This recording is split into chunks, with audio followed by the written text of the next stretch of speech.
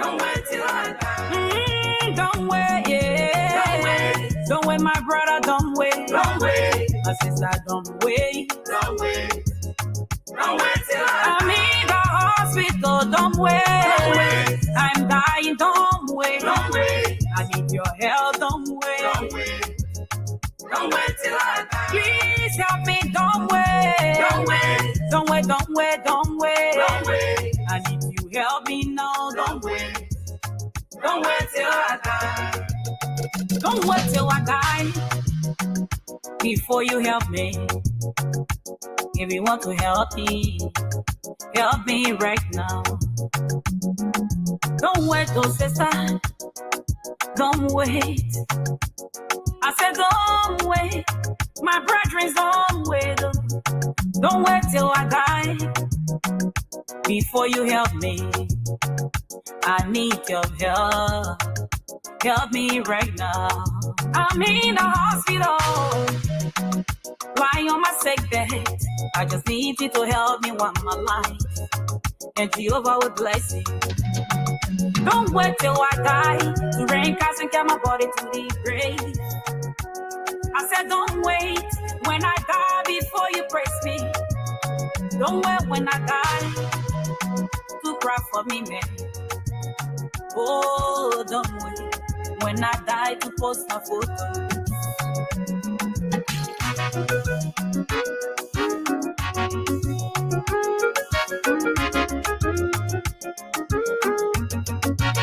This woman was so sick, she was saying at a point of death. I said she went from place to place, but she could not get the treatment she needed. Finally, her son took her to the hospital. And the doctor said they should bring 5 pounds of blood. But this woman could not afford the money. Oh yeah, even her son could not afford the money. He left the mother at the hospital. He went to family member. He went to Uncle Johnny place. He said, Uncle, my mother is at you. I left my mother at the hospital. And the doctor said, we should bring 5 pounds of blood.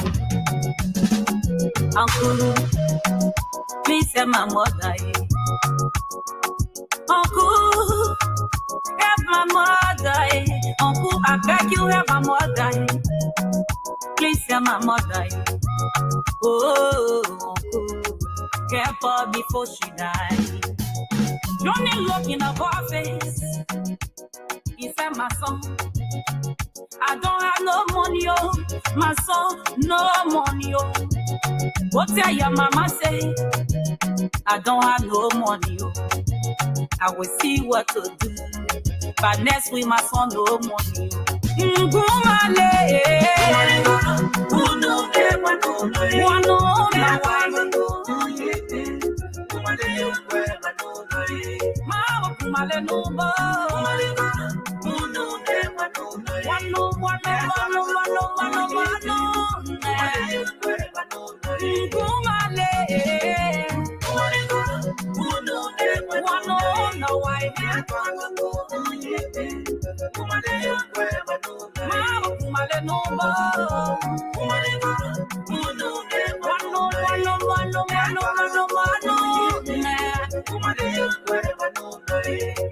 He went to Auntie Asa's place. He said, Auntie, my mother is dying. I left my mother at the hospital, and the doctor said we should bring 5 pounds of blood. I have come to beg you, Auntie, help my mother. Auntie, please help my mother. Oh, Auntie, help her before she died. Yes, I woke up, entered the house. She brought 500 from her money. She said, my son, I wish you welcome to the show. I'm Alfonso Zia, source of the Liberia Public Radio. Go tell your mama, say, welcome. This is Lpr-Tv Live. He left, he went to Uncle Bob's place. And this is a new song on the Papa was sorry. This is something Mama Walk Up. He was rich, he have everything for his disposal. He said, welcome. This is a new song on the block by Minister Jemima Walker. Liberia Public Radio showcasing the quality, the good songs of Liberia. Welcome. This is Lpr-Tv Live with the panelists. don't allow my mother to die. Uncle, please, don't allow mama to die. Oh. You are my last hope, my last strength.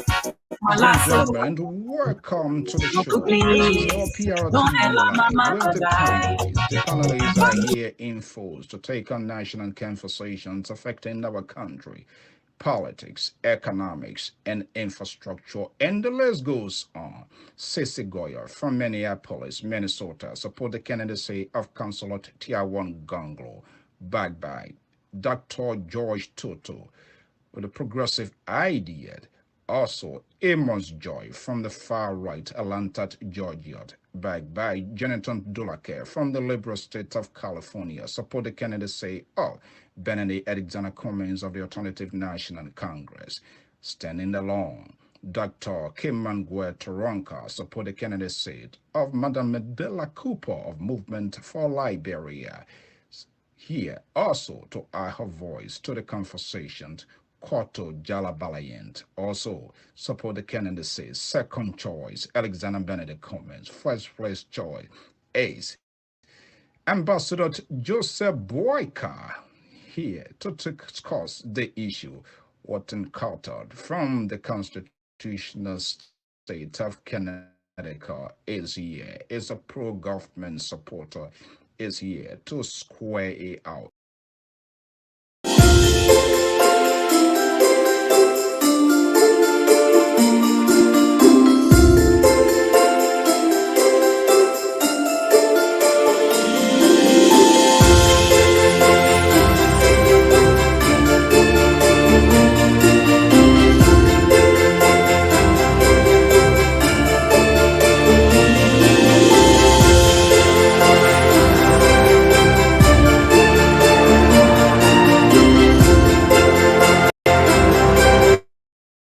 Christmas is the annual festival commemorating the birth of Jesus Christ. On behalf of the management and staff of the Liberia Public Radio in the USA and Liberia, to our entire workforce, the contributors, the analysts, we say thank you for being by our side.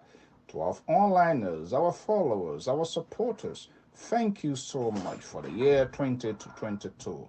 We're looking forward as we all transitioned in the year 2023 for new ideas, new wisdom for the good of our country. We say thank you for being by our side.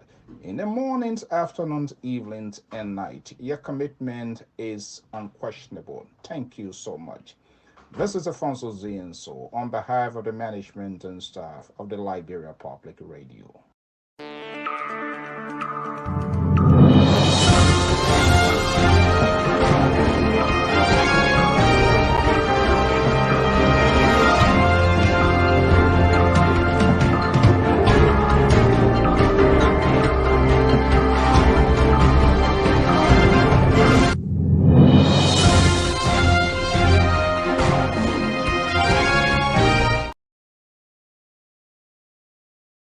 Welcome, our viewers and listeners across the globe. I am Afonso Zienso of the Liberia Public Radio and Lpr-Tv. Thank you so much for joining us here. We say happy Merry Christmas. It's better late than never. We say it Merry Christmas and prosper 2023. We all pray that we transition. Well, something seems not to be right here. Just bear with us. Sometimes these communication, they give issues, and we want to welcome, this is Lpr-Tv Live with the panelists. I am your host, Afonso Zienso of the New England Bureau of the Liberia Public Radio and Lpr-Tv. Let me take this off here and see. Yeah, a lot is unfolding here. Just bear with me here quickly, and we're going to get this going. Okay. Thank you for joining us here this evening. As usual, the panelists, they're going to be here to dissect, to have a conversation, national conversation. So we begin profiling those that are having interest in taking the higher office of the land. This evening, we're going to be having a review of Ambassador Joseph Nyumambweka.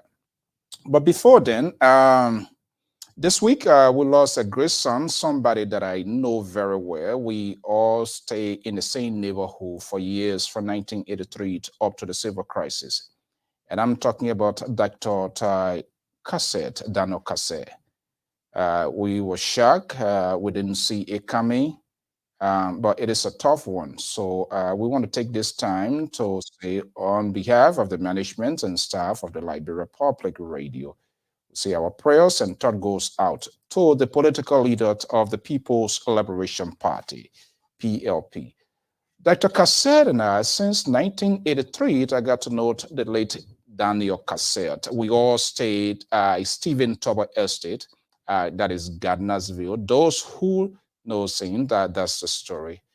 But I was a little bit surprised and I was shocked. I was in a group chat. I'm in a group chat, and I really was in a group chat.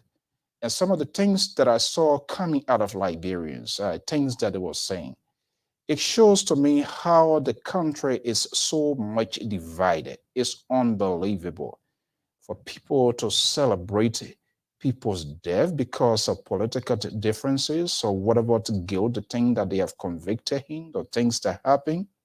I just could not believe what I saw. And people that I really had high regard for, to see what they were doing in that group.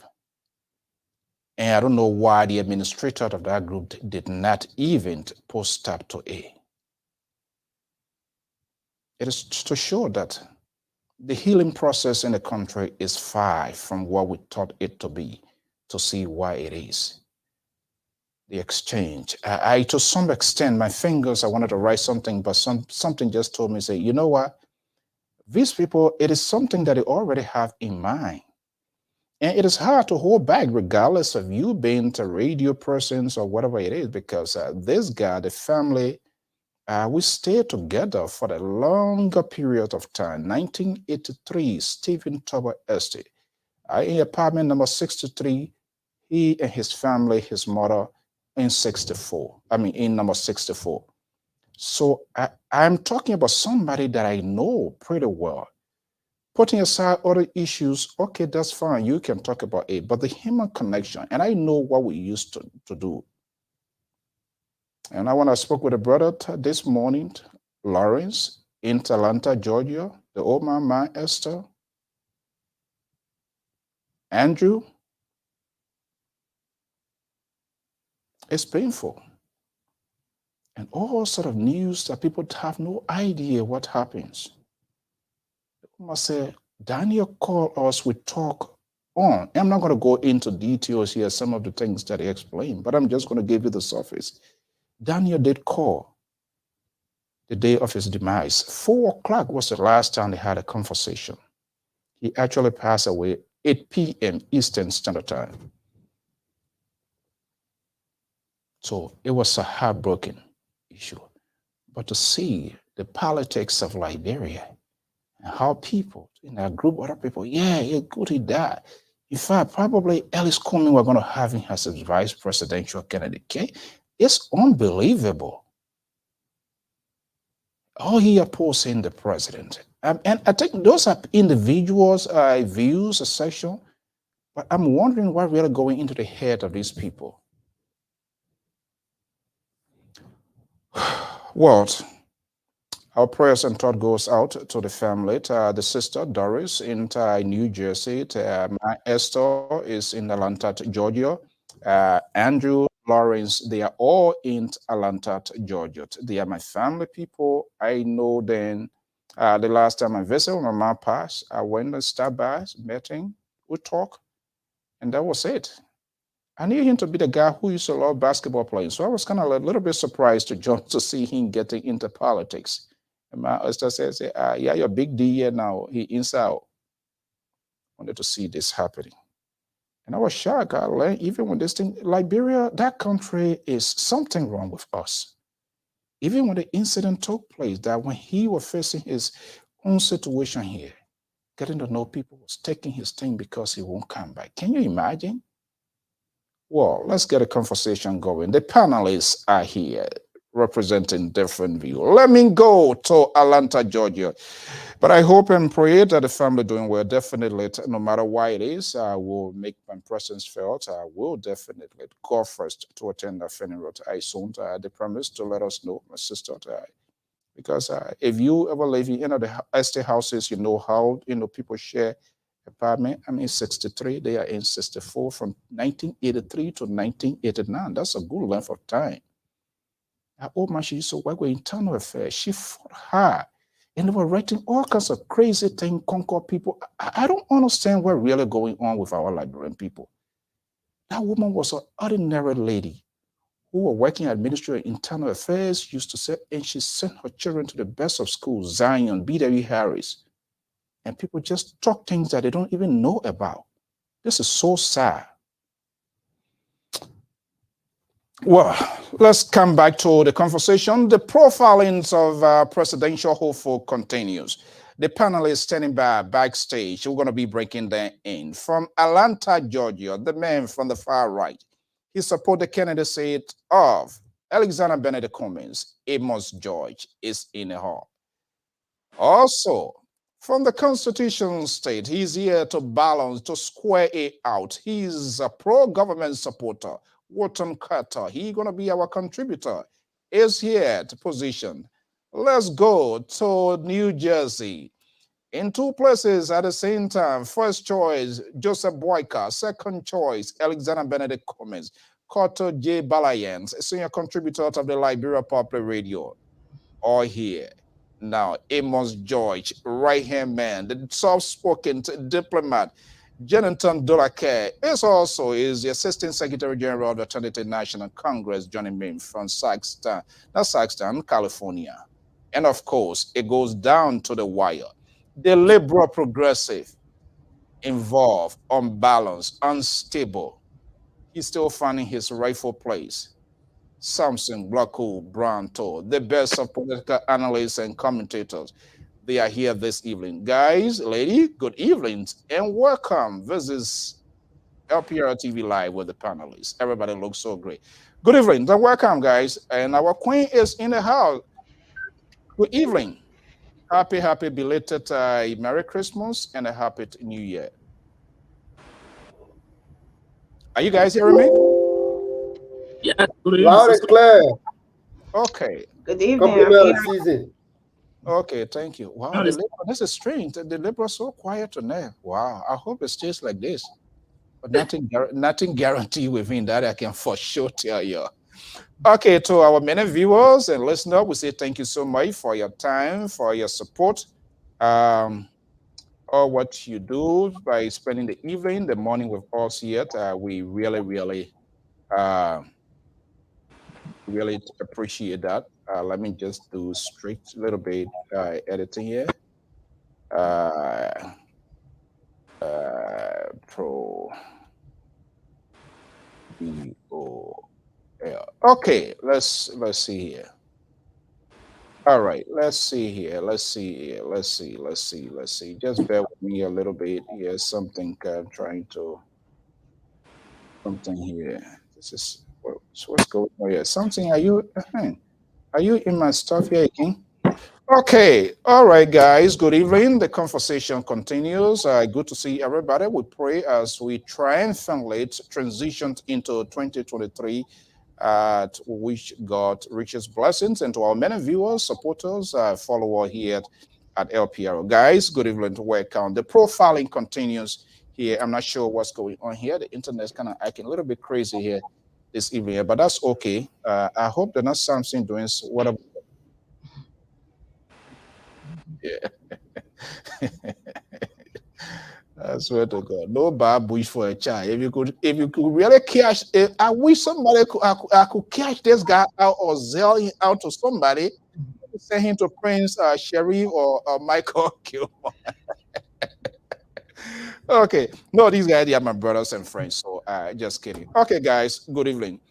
We started a conversation last week and we hope to end it. Today, we're going to look at the former Vice President of the Republic of Liberia, Ambassador Joseph Newmont BOAKAI.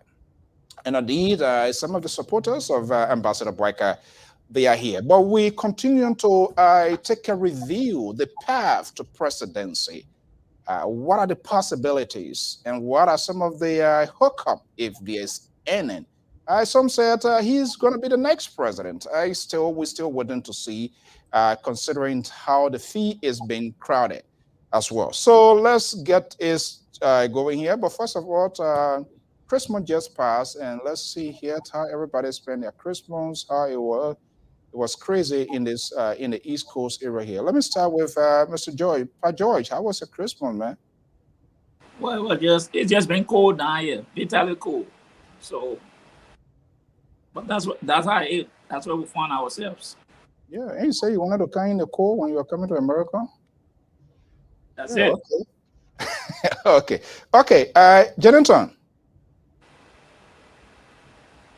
So, before Janitor come in, any resolution moving to 2023, Per George? Any major resolution in the making? No, I don't make resolution. Oh yeah, the paper, I swear to God. All right, straight bullet man. Okay, Janitor. Yes. So how was your Christmas? Anything special you want to share with us? And do you have any set goal, resolution going to 2023? You are a politician. 2023 election is ahead. Any major goal? So I first like to say, and John, many others like you, to extend my sympathy to the Cassette family. They are Liberians, and his death is of concern to all of us. His activities in the U.S. aid and the allegation, they are things that are separable from his engagement in Liberia. Even if they were, we believe he was contributing our country one way or the other. And so people who are trying to turn it otherwise, it is just inhuman. That is why the CPP have communicated to the Cassette family through a public release about their sympathy. And that we will do for any Liberian. The season celebration was a good time with family members. We had a wonderful time in California here. My prospect or what I hope for 2023 is twofold. One, pray for the best of my family, friends, relatives, associates, for good thing to cross that path, and as Liberian, and for our country. The second most thing I pray for is that Liberians should see in me or through me what is clearly being demonstrated in Mr. Cummings, his exuberance, his strength, his tenacity, his system orientation to join the forces that he doesn't have, to increase so that no one say that he resisted, so that he bring more people on. If you got an idea, so that we change our country. That is my prospect for 2023, and I'm unapologetic about it.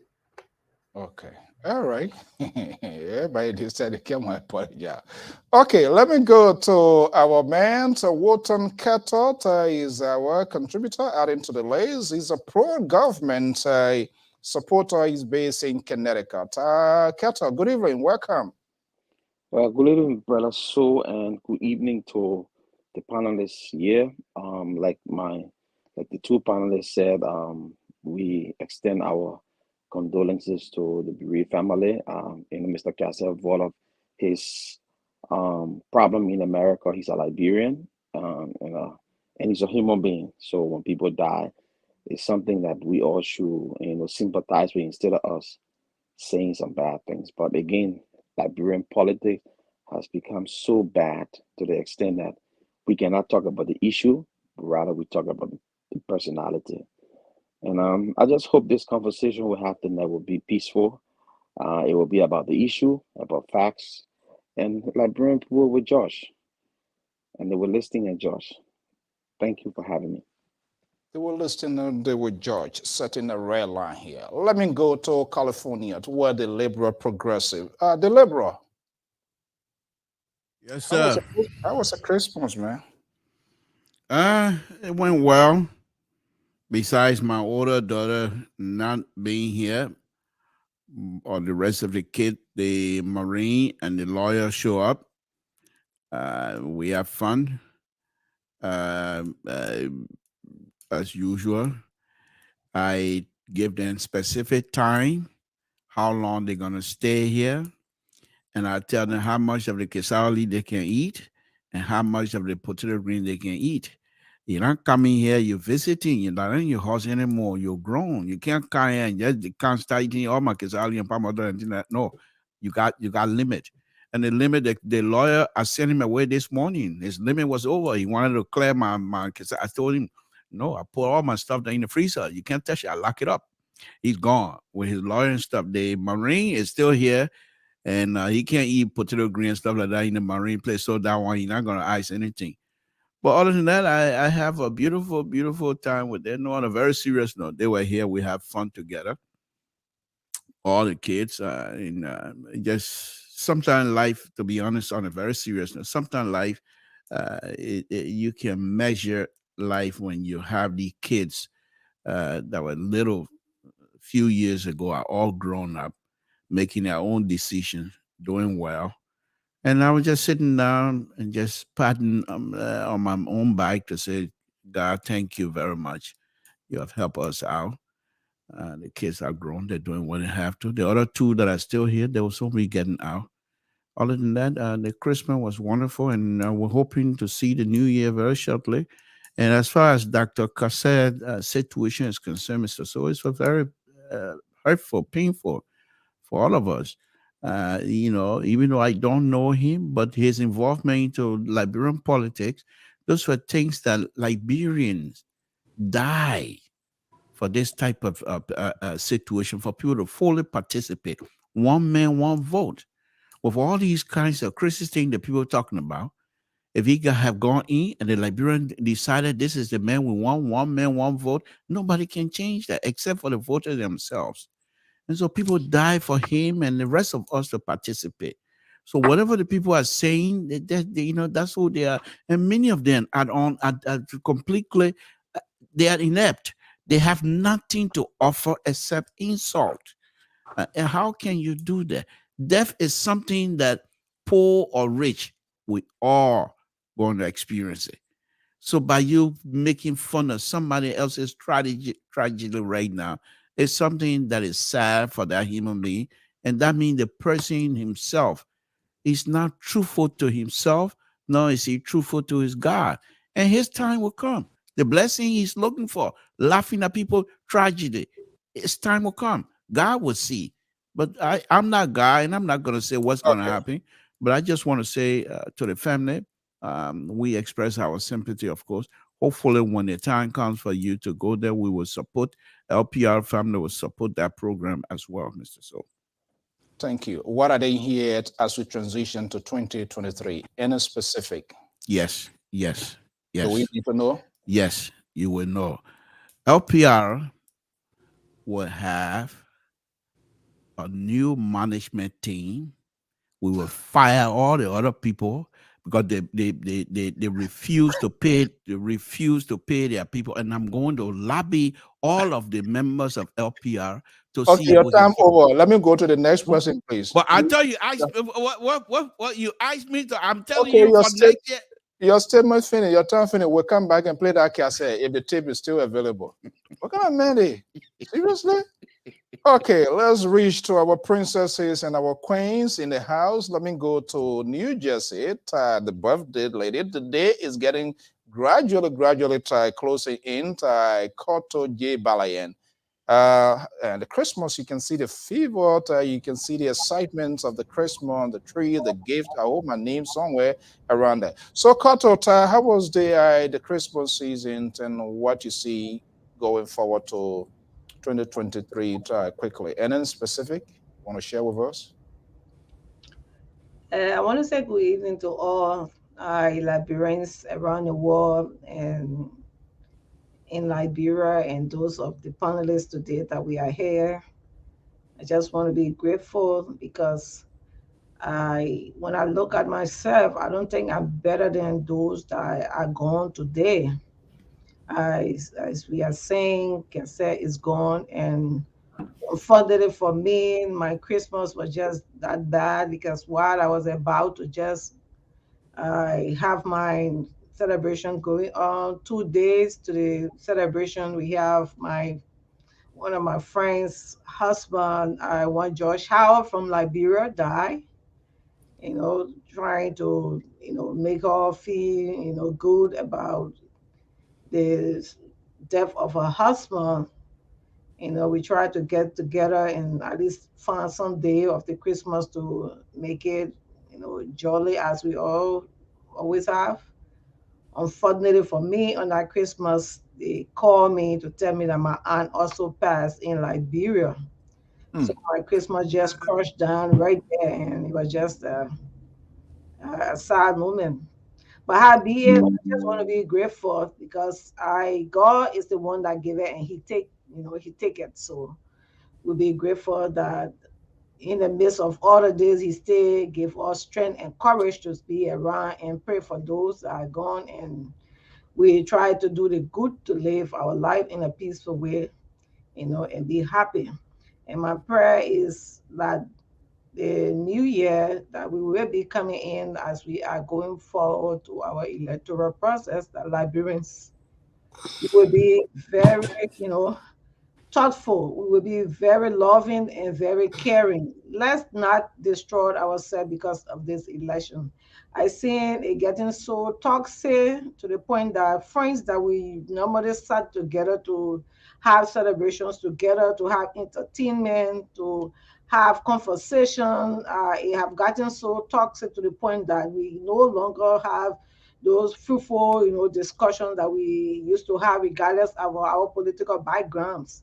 Because I remember during the early time, I used to run a business place, and people used to come there. Oh, UP woman, save me, man. We will spend our money on you, and we'll be buying. We'll be like, we enjoying, ourselves. But to see it the way it is now, it's so toxic that it's Okay. just, so afresh. So I just want us to go to that to 2023 that we're getting.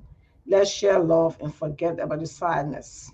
Love and sadness. I saw in our group chat, I saw something hell of here. I'm not sure what I'm going to be displayed here this evening.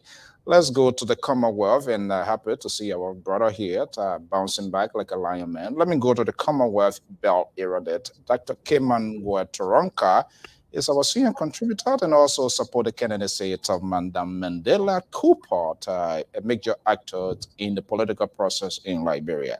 So, Doc, good evening and welcome, man. I don't need to ask. Your Christmas was fabulous. Quiet. Yeah. It was quiet, and I because I didn't so cold that we scaled a lot of things back, including Christmas for the kids, which I loved. So it was very quiet. I cooked a lot, but I spent, it was smaller this year in terms of people at the house. So I was grateful. I also had the opportunity to preach at my church on Christmas Day, which was a big privilege. I brought the message. So that, I think that was the highlight of being a part of being grateful that we got the opportunity to celebrate Christmas on Sunday. So it truly forced the world to acknowledge the reason we have Christmas, because it was on a Sunday. All right. Okay. Thank you so much. The house is in for it. Let's go to Minneapolis. Well, guy bouncing back like a lion, man. I'm happy to see him. I was just about to send out special felicitations, and when I go low bump, he joined the forum. It's a clear indication that the passion of people. Let's bring in Mr. Cecil Boyard from Minneapolis. Hey, hi everybody. I am about maybe 90%, so I'm good. I can talk. I just gotta watch my blood pressure. So I won't be listening a lot to the Libra. And Cotto, I was throwing two of them up there. So my blood pressure doesn't go Your up blood high. pressure doesn't go up. Yeah. But on a serious note, it's nice to be back. Hey, my brother Wilton, I'm glad you're on consistently now. I think now this creates some level of balance that I have been asking for the longest time. Christmas was good. I spent it quietly, which is, I think, which was more designed than what I wanted, but it was good. I'm still working on the health. I'm about 90%, so I'm good. I will be great. Deepest sympathies and condolences to the family of Dr. Cassell. Lofa County has lost a brilliant son. Liberia has lost a wonderful son. I don't pretend to imagine what's going through the minds of his children and his widow. But I hope that their faith and whatever that will be will strengthen them. And I hope Liberians can put their hands around them and just offer them a shoulder to lean on and an ear to listen. And sometimes it's not necessary to speak and just listen. So I'm just going to leave it at my deepest condolences. He was a brilliant mind to become licensed at the level he was, requires some brain and some dedication. And so Liberia has lost a great son. And I'm going to take it personal and say Lofa County has lost a wonderful, wonderful son and husband. And I'm praying that as we get through 2023, just to say that my own resolution is I'm trying to be more to me and less to many people. I've been spread out way too much. That is one of the reasons that caused the problem I got right now. I'm trying to. So for some people out there, you might start hearing me say no for the first time to things. I have to learn to say no a little bit more. And kind of have some me time and some family time for me. But albeit it's nice to be back on. It's nice to see my sisters and my brothers. I appreciate you all. And let's go on with the show. Okay, guys. I'm wondering whether do I need to say mine as well. But the Christmas went well. First and foremost, once there's life, there's hope. The weather was terrible in the East Coast for those of you here and those of you who watched the images. But we managed to survive it enough. Acting like a Sparta guy, grab so, but the storm is so deceitful. By the time you go low, it's already lagged down. But I wanted to make sure and get a little bit bite of everything. But it's okay. Everything went well. And my goal for 2023, like most of you and everybody supporting the we try to relocate in Liberia to LPR. To have the network fully planted, to have the guys to get back on their that is unfolding. We need to be part of that narrative. We need to be part of that conversation. And overall, you as panelists and analysts, contributors on this network, you won't believe how grateful we are. Your addition to this network has brought pageantry, has added a lot of quality. Mr. George, we started first. Thank you so much for your commitment. Jonathan came in. It just went ablaze. Sissy, I remember we're having one of the show, and then he just sent a line, and where he wanted to say, I said, well, come on, not knowing, it was a kind of divine intervention. And from there, we got hooked up, and he's been in it for the air vote. Cotto came in, and Dr. Taranka, and here we are, our man Keto, another guy is in the making. So we want to bring this diversity to this conversation. We must respect people's views, their opinions. We feel here at LPR, all voices must be heard. No one should be left behind in the political process, discourse, whether we want to hear it or not. But we must all have say into the process in Liberia. And I say hats up to our many viewers, listeners, followers They disagree with us, but still they come here because there is something. Oh, hopefully I will have the chance to share it. I'm happy to show. I got a how they call this data report from Facebook. I'm happy that Liberia LPR follows 65 point something listeners in Liberia. I was amazed of that. And they broke it down. I'll try to see what I can display there. They broke it down. Obviously, the men tapping, but it shows that what message is going. Either they watch it live and or to go back to those something. But guys, thank you. This is a full house. So what we're gonna do, we're gonna be strictly to the point. So saying and moving forward, starting tonight, all contributors, analysts, you will be held responsible of answers that you provide. We also are accountable to the viewers, to the listeners. And I know you're going to go into the skin of other people, but we have to be honest with our answers. We have to be honest with our conversation. So if I don't get the answer, not my way, but something that is, I think should be provided to the general public, I will not hesitate to push back. Let's get a conversation going. We started by profiling the possibilities of all of these candidates, those that we know so far expressing. Today is the guy who serves in the number 2 position, 2 terms vice presidential, vice president, Republic of Liberia. His Excellency Ambassador Jose Newman BOAKAI. The fee is slippery, the fee is dicey, it's divisive. No question, we're not going to sugarcoat it.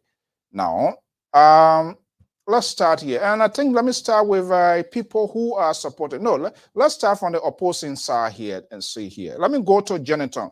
Let's make, as you know, we are in 4 here tonight, so let's make our answers very succinct, strictly to the point here.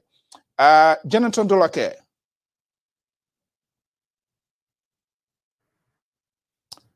So let me bring you in here. This, the former vice president, now Senate bearer of the Unity Party. What is his path? What are his chances for the presidency? Can he and the Unity Party, another segment of Liberty Party, can he do it? Can they do it alone?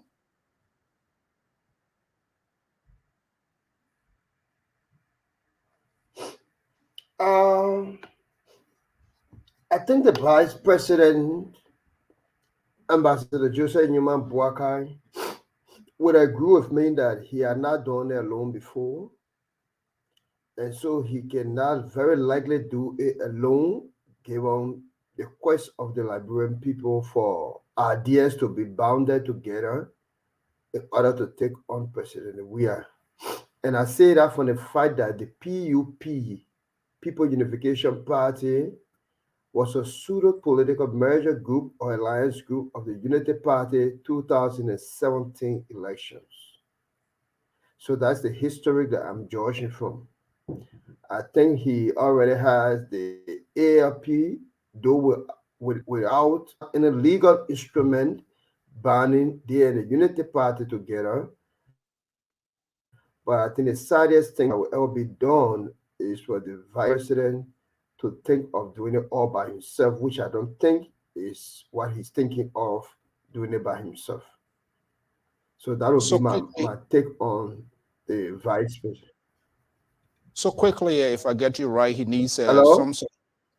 so quickly he needs a political backup, maybe with another political party. Is that what you're saying?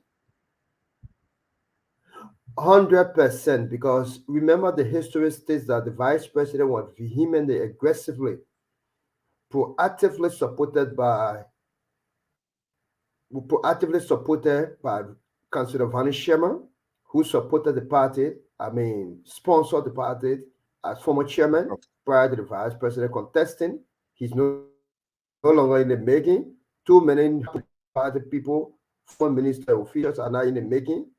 So the best he can do for himself is to co-opt a political party, even much stronger than ALP, because ALP is basically UA and Haitian. So you got to be a stronger force, in order to be able to set the agenda. Okay, let's see here whether there's some violations of people's basic right or constitution. Let's go to Connecticut here. He's a contributor. He's a pro-GOL supporter here. Walton Ketter. Mr. Ketter, The former vice president is contesting. The last time around, it didn't go that well. But if you talk to partisans of the Unity Party, they will tell you the numbers. We have the number. We have the number. I don't know where it is. I have not seen anything scientific like our figure guy. But they say they have the numbers, and we take them of their word. Can the vice president, Ambassador Joseph Newman Boycott, take alone, single-handedly, or with the little segments of the Liberty Party? Can they take on the Cuban president, President George Weah, to seal it up?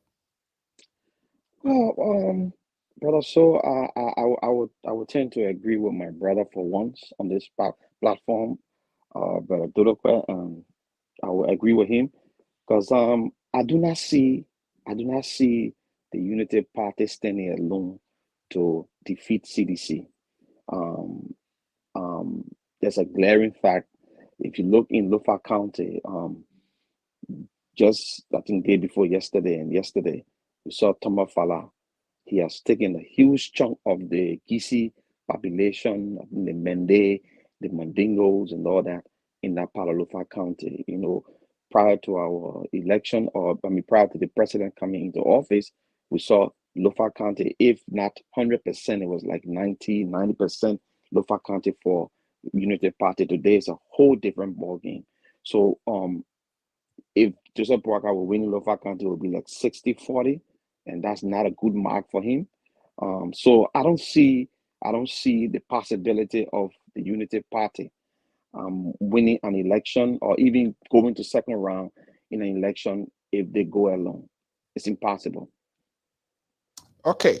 There are two guys here who are strong supporters, so I will wait, let the guys do all their kitchen sink them on it, and then I'm going to bring you.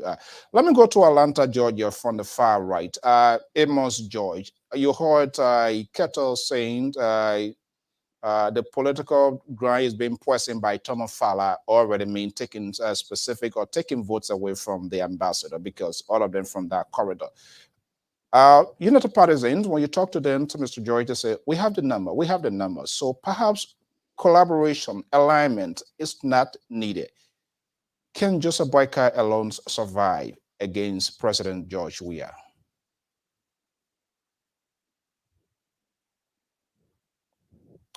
Watch your mic. Even though the vice president has name recognition, but going solo will not win. He can't win George Weah uprightly. And the past 3 elections have proven that, you know. The most recent one, he got 27% of the vote, and George Weah got 37% of the vote. So he has a galvanized support from other political parties to push him over the finish line. And I just want to make this note here. We have to be, let me say this, let me be very honest. Joseph BOAKAI got a stronghold in Lofa County. So Thomas Fala would not be an issue. CDC, what happened in Lofa County? CDC did not put up a candidate directly. They went behind somebody to support. That's how they won that election. Because they said that they wasn't putting any candidate up there because they knew they couldn't win Lofa County. So when Jala went in, because I think for some financial reason, they decided to support Jala, and that's how Jala won that election. But to say 50 this and that with Joseph BOAKAI and Thomas Fala, you can't measure Thomas Fala with Joseph BOAKAI in Lofa. Let me be very honest. Okay. So meaning he can just get it done by himself without getting a backup, correct? Yeah, he got to gather that support from other political institutions. Okay, let me go to Commonwealth. They are people of laws and see what happens. And I'm going to come down later on to some of the Dr. Turonka is here. There seems to be, from folks that we talk to, Dr. Turonka, there seems to be kind of a little consensus here that, hey, they can do it alone. We had a conversation, comments can do it alone. This person can do it alone. Gonglo can do it alone. So I'm hearing again that Ambassador BOAKAI cannot do it alone. Let me get your version, Dr. Turonka. Do you think the former vice president, 2 terms he served as vice president, even though he participated in the last election, it didn't go that well. You heard the percentage he got from Amos George. Can the narrative change this time around? Can he defeat the Cuban president, Dr. George Weah, alone? Unmute yourself. I would tend to join the majority and concede to the fact that I don't think any of these candidates, I think Brother George had really outlined the whole theory of elections and how they work. There's no presidential candidates that usually can execute a 51% margin of the entire population by themselves without collaborating or having to draw other supporters from other major political parties. In this case, I mean, the record is it's obvious. In the last election, there was a 10% margin between him and George Weah and Weah won, and that's a pretty significant gap that he perhaps should have been making up. I don't know if that gap is shrinking down, but to have that significant lead in the first instant going now into this instant, I think what he is going to significantly run on is failure. He has already started singing that song that the government, especially the economic structure of the government, has been a total failure. I think that he's going to be his strongest bet. But again, I agree with the whole group that he cannot do this on his own. I mean, as much as we may shy away from it, he is the only political candidate, I believe, that has the greatest experience in terms of government, because he's been in government. He's served as on the second seat.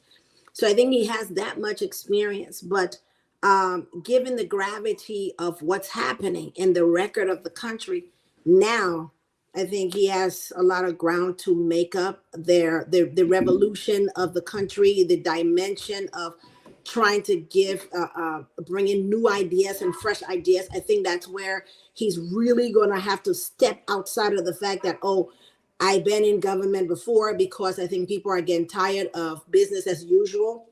That's going to count against him in this day and age and looking for fresh face. But again, no, I don't think he can do it on his own. He tried it, and there was a margin that is pretty significant to recover.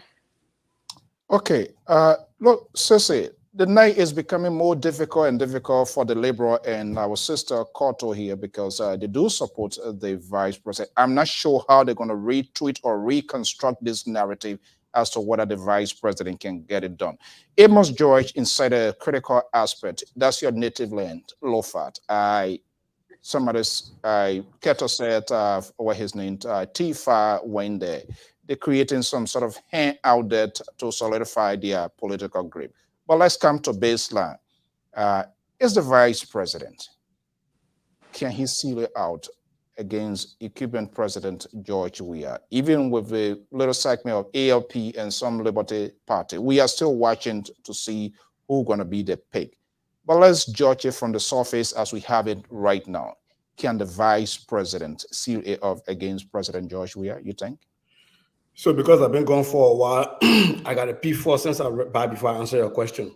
So Keta and Dr. Toronka and Koto, you see how all we contribute, only the ANC people that analysts, you just look at the new. Only ANC people analysts on this. You see everybody as a contributor. You say you don't want your blood pressure to go up. Yeah. You don't want your blood pressure to go up. You started to do something. You in the math class here for us to find which process to use to eliminate? And we all are tiptoeing around him with eggshell. If he opened that floodgate, they're gonna come blazing, bro. You know what? I think we got to eliminate this thing here, because this is a guy here. You think we're doing some sort of quadratic or whatever thing here. Anyway, let you do it. Yeah. I never want my brother Keto to know how they can treat all year when we're not ANC people, so he can be aware. On a serious note, though, I missed this, guys. I really did. But on a serious note, I don't think the VP and the Unity Party are even saying that they can do this alone. I don't think they're saying that. And there is no political party in Liberia that can boast a membership of 50% plus 50 plus 1%. Right. So it is not possible. I mean, even in these United States, The Democrat cannot win an election by themselves. The Republican cannot win an election by themselves. They depend on the independents that will break their way.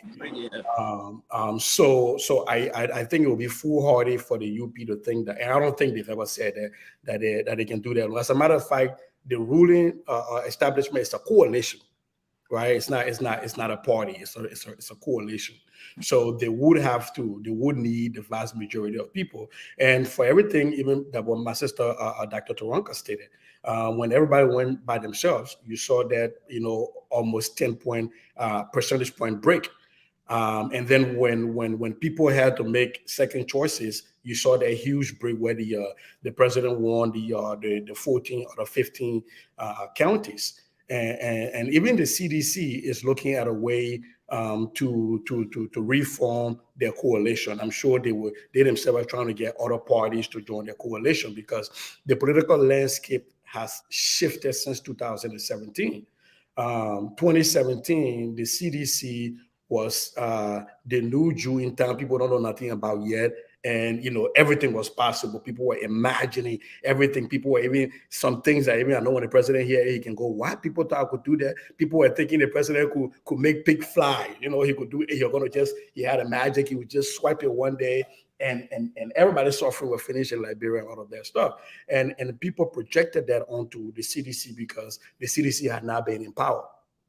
And so now that the CDC has been in power, you can see that some alliances are shifted. Typical example in Musselwhite County, that used to be the stronghold of the CDC. Twice, Darius Dillon beat them there. And so you can see those shift. And I think the CDC themselves, they're understanding that Musselwhite County historically, Monrovia especially, has always been the stronghold of opposition. Whatever opposition happened to be, the CDC benefited from it because they were opposition at the time. So this is not a unique thing to say George Weah is losing a lot of vote necessarily. It was just because that is how it works out in Musselwhite County. So I think every political party understands that they cannot win an election in Liberia outrightly. There has to be coalition. There has to be some agreements. Now the problem, though, is going to be what is going to be the glue that keeps those coalitions together.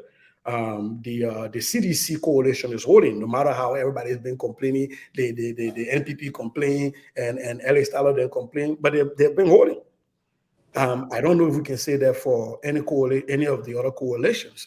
And so talking about the vice president, I'm not going to touch Lpr County because I know my brother just threw that thing there just so he can sidetrack us. That Thomas Farah want to do something in Lpr County against Joseph BOAKAI. We just leave that one there hanging. But at the end of the day, on a serious note, it's going to come down to and I'm seeing in some circles that the vice president is going to make a decision on who his running mate is going to be. That is going to be a key factor in whether he's going to build a coalition, a winning coalition or not.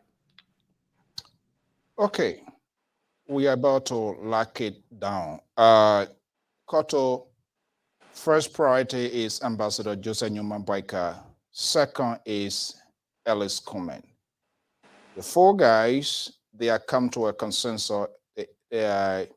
how it is impossible to get it done. Are they on the wrong side of history here? Do you agree with them, Koto?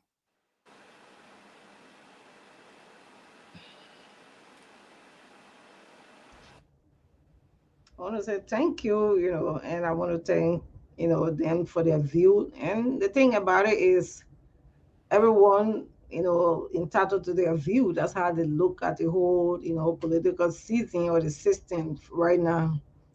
And if you ask me whether Joseph Newman BOAKAI stands on his own, I always say it is not easy for any political party to stand on its own in the election. The fight is that to get 50 plus 1, it is not easy for a political party, because for right now, I think we have I know about, I think 5 main candidates. And these candidates have supporters also. So, and that being said, they coming up with their votes, it means that other people will have, their share of the vote. That will not make a candidate have a 50 plus 1. Okay, so I tonight you say we're coming to talk about our candidate, right? Now you put it to a question. So I want to talk about my candidate, why I preferred him over other candidate. And I want to debug my brother Kete, that just a human podcast is not holding up to Lofa County because of the guy Fala is infiltrating.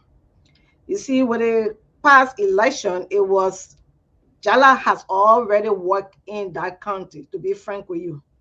And then, people vote based on region. The Loma region had two or three candidates. There were three because the Koinu Bone, this lady was there. And then having two Loma candidates in there, of course, the vote will have split off, having the upper Lofa and the lower Lofa group in that land. So don't take that to say, okay, CDC. And in fact, like the ready says, CDC did not put forth a candidate. So don't go there to claim victory because you saw a formidable candidate and go throw your own candidate in the vote. Then we know you're strong enough. Okay. Having said that, this election is really going to be strategic, and I don't like people, focusing on past election, okay? Because in politics, we call it's like a biscuit. It breaks anywhere, and it breaks anywhere. And the breakage of that pieces comes with what the incumbent have done, and compared to what the other candidates have to bring forth. And because of what we have seen, the present president, his output is what we are going to be concentrating on. Because if you promise the people that I'm going to do this, X, Y, Z, PAPD, that you guys know, you said you were going to do it, then we're going to be check marking. All of what you said you have promised your people you're going to do. That's what we're going to be running our campaign on. And the thing is, for the reason why I chose the former vice president. So yeah, quickly here before I want us to keep focus here. So can Joseph Boyka or the few of the Liberty Party win? Can they alone unseat George Weah? It's impossible. That's what I'm telling you. It's impossible. Okay. It's not just a one party, coming to claim a win. It's not possible, because you can even see the ruling party that's a coalition, and they won because at the time the end of the two political parties coming to a one-on-one, other political parties decided to throw their vote behind the CDC because they felt that they did not want for the Unity Party to continue its term. So we could see all of those factors play. But now we're no longer going to be looking at those fighters. Okay. So we try to establish the basis of this, and there will be a follow-up question what he needs to do. We don't want to just say, oh, the president can do this, one can survive. We want people to survive, but we also provide alternative. Let me go to Lpr-Tv. He has cried and cried. He's like a town crier on this network. BOAKAI. I'm Dr. BOAKAI. The Liberal Progressive. Yes, Mr. So, thank you very much. Yeah, hold on. You heard everything your colleagues have said. They don't see the path.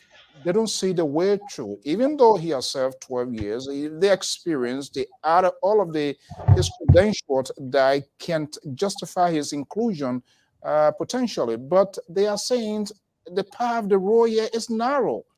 And it's not a 4-lane way that he can just go through. Are they on the wrong side of history? No, definitely not. I think as far as Ambassador BOAKAI is concerned, like I said, let me just make some clarity here, if you don't mind.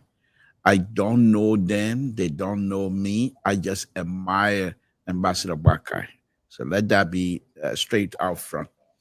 Now, having said that, Mr. So, as far as taking a individually or single-handedly trying to win this election, not even the sitting president would do that as well. I think that there will always be second round, because I think Liberians are now somehow comfortable with going the second round deal, because many of these people, what they do in this deadly Liberian politics, what many of these people do, knowing fully well they won't be able to get anything, but they throw themselves in there. Hopefully, the second round they can put their weight behind somebody for a ministerial position and things like that. And that somehow, in my mind, dilute the process of true democracy. To be honest with you, but then again, that's Liberia.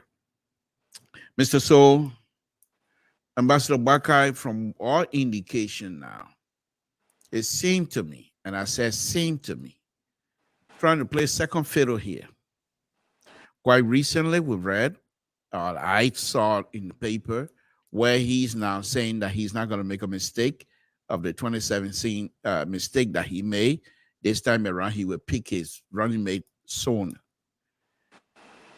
About a little bit less than a month ago, Honorable Cummings pronounced that.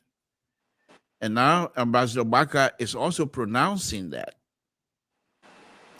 You know, Mr. So, I think I said this here to you, and I will say here public, if I were Ambassador BOAKAI, I would be so ridiculous that people would think that I'm not serious about it. Next week, I announced that I'm picking Alexander Cummings to be my running mate. What? Yes, if I were Ambassador BOAKAI, I would come out publicly and say whether I consult him or not, and say I'm picking Alexander Cummings to be my running mate. And obviously, of course, Honorable Cummings most likely would say I was not consulted and I don't intend to be. By doing so, you're also now in this media, institutional media gathering or whatever it is, you put yourself, how ridiculous it might sound, but you put yourself ahead of everybody else. Your name and all of the people are going to be talking about you. But if you just sit down and say nothing for the last month, especially in the last week and a half since the president returned to Liberia, it's all been comments. You hardly hear anything about Ambassador BOAKAI. So I think Ambassador BOAKAI needs to do something, either be so much smarter than everybody think will happen, or be ridiculous with my suggestion. You need some traction. You cannot depend on the fact that you are former VP. That stuff is not working. And you can't be walking like somebody who just coming from town. You got to put some step in this thing. Put some brotherly step in this thing. If you need to do some Philadelphia walking, do so. Let people know that this thing here, you're not going to get, even if you're not going to win, that you're not going to sit down and let these young people run with it. Challenge them. Challenge them with ideas. Don't go to these media institutions that are favorable to you. Go to those who criticize you and challenge the media institution. Let them bring it on. Other than that, Mr. So, I think there's people thinking everybody, oh, it's going to be Ambassador BOAKAI and President Weah. If they're not careful, it's definitely going to be Honorable Cummings and President Weah. Because Ambassador BOAKAI, for some reason, he's not making it. And the sad thing, lastly, Mr. So, the sad thing is, those who are trumping the presidential aspiration of Ambassador BOAKAI, they themselves don't believe in it. They're only doing it for themselves. They're not doing it for Ambassador BOAKAI to come and lead. They're doing it so that they will be able to come and put him in a bubble and try to run the affair of the country through him. We can't have another George Weah administration, a Bobo administration. We can't have that. We need somebody who's going to be in charge and clearly state so. And I think that person, most likely, many Liberians sooner or later will recognize that that person, and I'm not speaking because I'm in support or anything like that, but I'm just saying it from being factual, that person most likely will be Cummings, who is not shy, who's not shying away from the media, who is not shying away from public. Whenever he had the opportunity, he's there. Let's get a ball spinning around. Now, if I could just jump ahead of the shadow here, there seems to be a consensus here that everybody, okay, this guy cannot do alone. We look at the other part of it, and like I said, let us just keep it strictly to the point to see how far we can go with the conversation here. Now, we all agree, and according to you, all of you, it's just not possible. The 50+1 is the challenging aspect. It is the key aspect here. Now, we now talk about the ugly side of it. Let's also put off some suggestions of what he needs to do.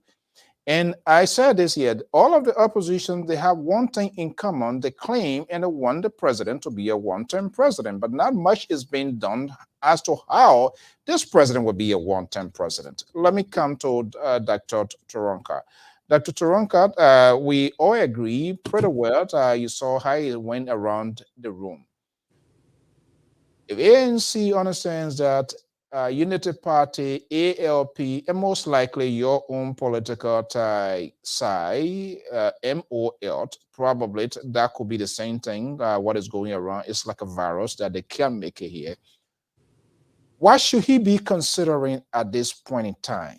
I don't know. Do they understand that individually as stakeholders, those who are the torchbearer of this whole thing, do they understand that, yes, they can't do it by themselves, or their surrogates are just telling them, hey, don't mind the people out there. We have the electors, we have the vote, we have the numbers, as they are saying. What should they be focusing? What should he be focusing? If he knows full well, these are some of his supporters. So even though he said he doesn't know him, I don't know why will you be supporting somebody that you don't know in the first place. That's a deception in itself. So you're not telling us true. You don't know him. You shouldn't tell us anything that we should support him. But what should he be doing? What he Ambassador BOAKAI should be doing now if he wants to win the election? Who is that question for? Okay, yeah, Dr. Turonka. Okay, I think her line was frozen.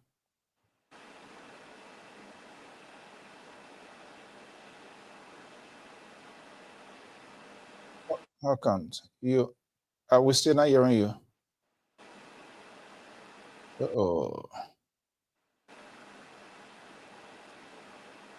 The audio having issue. We're not hearing you. Okay, while she's working on that, let's move it. Yeah, I think it's frozen from what I see. Okay, then let's move. Let's spin the ball around. Jonathan, Dr. Turonka, are you there? Yes, I'm here. We've been having major Wi-Fi issue in the last few days. Okay. I think your question was, what should BOAKAI be concentrating on? Yes, based on the fact that we all concede that I don't think any of these parties, and that's just as George says, Amos said, I mean, historically, nobody wins the election with a landslide of 51%. But so with that said, and that agreement done, I think one of the things that we are not putting in the focus is the strength of the women votes. We have sort of shy away from the fact that there has been a shift in the atmosphere with women rising politically in the country, period, in the country. They want their voices to be heard. They want their issues to be heard. I think we have largely focused on corruption, which is the reigning song for a lot of governments, especially in Africa, Liberia specifically. BOAKAI, one of the things that he probably should shy away from, let me start off from that, is the fact that he has this old record. Now, I know when he was vice president, one of the things that he can surely ring about is the fact that we had a peaceful government. I mean, for 12 years, it was peace. They left the government When they left, most of the external debts were not in the country, had been extinguished. So I think he can sit on that. He should be careful with standing on those past records. A lot of people, especially the younger generation and the women, are the two key votes that I think any of these candidates should be pushing for. I know historically we have gone with the bigger things like corruption, the economy. Women are more conscious of their needs now. If he focuses on those two demographics, the women and the young people, because the world is changing, the innovations of the world is changing. Young people are interacting more through the social media, so they're seeing what their counterparts are doing. They're demanding more for themselves. They're not accepting the fact that, and the young people that is in Liberia are the generation that came through the war. The ones, it's not the ones like us who were younger and then left the country. These young people had nothing else, to really hope for. When I was in Liberia after 36 years and I visited, I went to the different towns. It literally was a foreign country for me, and having to speak to a lot of these places that I visited, the women and the young people, their greatest thing is their eyes have now been opened to the rest of the world, and all they are looking for their country to bring them into the 21st century, for them to have connections, for them to have education. If you lose focus of that, he doesn't want to appear to be the president that is so old that he has lost touch from that generation. And if he focus on the young people, their needs, and the women, I think it'll give him enough momentum to really get past the fact that, they're going to tie him to previous government and business as usual. And that's my intake. You're going to tie into previous government. I don't know what that aspect. Well, when I say tie him to previous government, although under his, during his term when he was vice president, we did have a peaceful Liberia. And they did an immensely great job because they were handed the country after, the Civil War. However, it was still business as usual. It wasn't anybody, it wasn't new, it was business as usual. Corruption was still in that government, not necessarily saying him or the president. I'm just saying there was still corruption. Corruption didn't just appear into President Weah's tenure. It has always been in our government. And that's something that the Liberian people have been crying for since the inception, since they can remember. So I think he should really start talking in the line of innovative thoughts and strategies that will be able to benefit for the new generation. I think they feel like he is out of touch with them. So. All right. So basically, to reinvent the wheel, I don't know whether that is practical in our politics. Amos George. Yep. I know you will not provide any free consultancy here, but for discussion purposes, how can Ambassador to BOAKAI reinvent the wheel? We agreed that he cannot do it. What he needs to be doing right now. Anything on top of your hair you think that he needs to do? Like any of the opposition? Yeah, Dr. Taranga just hit the nail on the head. He needs to get out there. Young people, the women, these are the largest voting black now in Liberia. Yeah. Telling them what he's going to do differently to change the livelihood of those people. And I always say he cannot, this thing is like, they are looking at it like entitlement. Now, I don't need to get out there. Mm-hmm. I can just sit down here because I serve as vice president and I have this impeccable record working in government for so many years, so I can just get it. But I think if they continue that path, they will have a surprise. He needs to get out there, try to talk to the young people and tell them, hey, this is what I will do differently. This we-are-led government. But there's a downside. He has a record that he has to defend. Also, he served as president for 12 years. 12 years, so he has a record, he has to defend that government. And he has to walk a very thin line, because if he want to say everything under that government was bad, then it become a problem. And if you say everything is good, it become a problem. So you have to walk a very thin line and defending that because, as I said, he has a record. I mean, for me, I can go on. There's lots of things. The group second was under his command, the marketing association, the demobilization of the youth in Liberia was he was in charge of it. So that he has an excess baggage from the previous government. So he need to get there and try to define instead of allowing people to define him. Because in policy, when you allow people to define you, you will be on the offensive. And that will be very difficult for him. So I would suggest that, hey, let it put the advisor, let it put him out there, let him try to tackle some of the issues addressing the young people problem. I mean, look at George Weah. All the young people voted for him. That's right. 3 young people were marked on board. So that the opposition can make against George Weah now to the very young people that supported him. Let's spin the ball quickly here. Thank you so much. Sissy, I feel like that you are burning in the chair, that something is like, no mosquito in your place there, but you like somebody is spraying icy water in you. The vice president is in a very volatile situation. He doesn't want anything to alienate the Helen Johnson base. I don't know what are the Helen Johnson base of the Unity Party when really matters to him, because Helen Johnson did not, as far as I'm concerned, did not give him the political support he needed in the first place. So I'm not sure whether he's going to even come around right now. If you were in the position of the vice president, what should be his face cap, his political face cap right now to say, hey, I'm in this to win, but this is what I need to start doing now? So I was actually looking when Dr. Taronka and Mr. George were speaking. I was looking on NEC website. I was trying to do what I do here when I run campaigns here. I look at the voter roll and I download the photos roll and look at past voter rolls and look at past precincts and look at how many people show up to which precinct and know which precinct should I be targeting, which precinct votes the most, where do I send my candidate. But everything I was clicking on was showing me 404 error, 404 error. So that's why something kept cringing.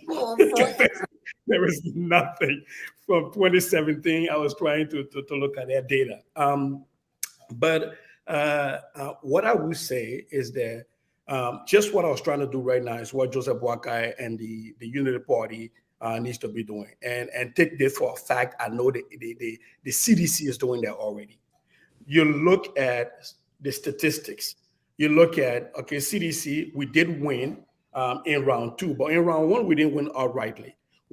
Where did we struggle in Massarato County? Where did we struggle in Bond County? Which districts, electoral district did we suffer in? And so you'll find when Madam Joa Howard Taylor is going out, even though sometimes she gets her own little flack when she goes to Bond County, but there are places that they're going which is strategic because they know where they struggle. And they know those are the places they need to build their momentum if they need to increase, because they realize, and I don't know if the Unity Party people realize that Massarato County is not the same Massarato County it was 2017. Alexander Cummings has been beating the bushes in Massarato County. And so he now has a major foothold in Massarato County.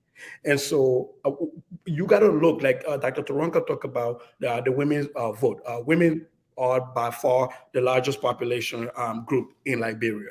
Now, whether they come out to vote is a whole different thing, but you have to be able to tailor your messages to them, and you have to be able to get out new voters. The youth there's a very huge population. Do they vote? Are they going to have voters' apathy? Are they going to sit on the sideline and say, we're not going to do it this time? You got to be able to push into that. But this is all going to be about having statisticians that actually sit down and look at the data and see where the struggles were and how can you use your time wisely to go to those places. That is why I was disappointed when Alexander Cummings said that he's not going to go everywhere and people try to make it like an issue. Why is that an issue? Joseph BOAKAI should not be campaigning way too much in Lofa County. You strategically want to use your resources to go places that you know you're going to go to get votes from. So my question that I think Joseph BOAKAI and the Unity Party need to be asking themselves inside is, can he win outside of Lofa County? Where can he win outside of Lofa County? That has to be the bigger question, because he didn't pull that off in 2017. So what have they done, or what do they plan to do to make sure he can win these surrounding counties, like Bon County, like Bapolo County, right? Are there things in play to make sure that, first of all, have they made an outreach to the voters? Have they done any internal polling? Because this is where struggles a lot of our political parties in Liberia. They do politics like guessing game, and politics is not a guessing game. It's a statistical play. First of all, have you done any internal polling with those counties and those precincts and those districts where you struggle to find out what are their kitchen table issues, like that Dr. Ranka was talking about? What are their kitchen table issues? And then how do you tailor your messages to those kitchen tables issues? One of the problems Liberian politicians have is they make one speech and they give that speech in Lofa County, they give it in Bapolo, they give it in Rowaji, they give it in Sando. I safe to say the people have the same needs. No, they don't. You have to be able to tailor your messages to the places you are based on your internal polling, what is important to those people. And I think if Joseph BOAKAI, having the name recognition that he has, can pull that off, he'll be in a very good standing.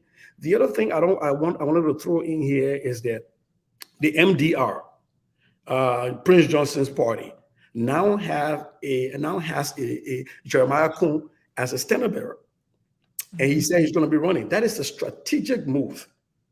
Who's going to get the MDR? Because Niba County has become that place where everybody's going to fight. Tewan Gongo is coming out of there, and Prince Johnson is the kingmaker, is in there. The CDC is trying to make inroads in there, and I know Unity Party is trying to make inroads in there. So Jeremiah Kuhn coming out now is trying to create another front line in there. So who's going to get MDR? Who's making overtures to MDR to get him as part of the coalition is going to be key. And last but not least, the president, when he made that speech on his return, Dr. Weah, and people like to complain about his eloquence. George Minor Weah might not be eloquent, but he's an effective speaker. When he said that everything that they say spoil, that they didn't want to spoil it, he is laying out the groundwork, the conversation. Having served in public is a good thing, but it comes with baggages. Now you have history. It's the thing that led to the defeat of Kotima in Lofa County. Because when he served as a superintendent, he had those baggages with him. And so now, if the VP wants to lay that groundwork, he has to be able to clearly articulate a policy statement and say how he differs from the Ellen Unity Party and the Ellen ruling establishment in order to be able to hold George Weah government accountable. You just can't come and strike and say the people stealing, right? When you serve in government, where we still remember Ellen Cochran, right? We still remember all of those people. So you can't just come and say the people are not building roads.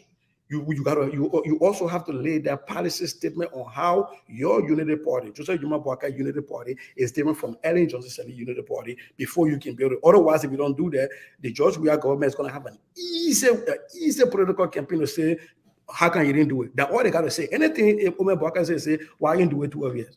My man, you're in the hospital, why you didn't in 12 years? My man, you start stealing, why you start stealing in 12 years? That is just going to be simple. So I think the VP ought to be able to come out and make policy statement. If he can't do it, he needs to have people who are very serious, who people take seriously with some credibility to come out and make those statements. Cummings has been sitting on the sidelines lately. He's had people out making these speeches, these policy statements. I think it's about time the Unity Party start doing that. You are purposely doing this here to get under the skin of the liberal here, so I got to bring him into this fry here. What about again? See, let trouble. The liberal progressive. The Minnesota politician is laying out tons of reasons why your guy can be president. I don't know. He is here purposely here to cause the damage, to create this wall of Jericho. Anyhow, your man BOAKAI, you've been thinking that BOAKAI cannot get the pathway here. But he did strike a very good point. Up to this point in time, we yet to know the BOAKAI today's Unity Party and that of Helen Johnson's Unity Party. We do not know the rapport. I don't know whether he still intends to establish that rapport with the old man. It has not been there. And I don't think it will be there this time around. So Joseph BOAKAI is caught in crossfire, like a piece of cloth between the scissors and knife. He want to cut it, he can't cut it. Are you having a headache? Sister Gay, you had it?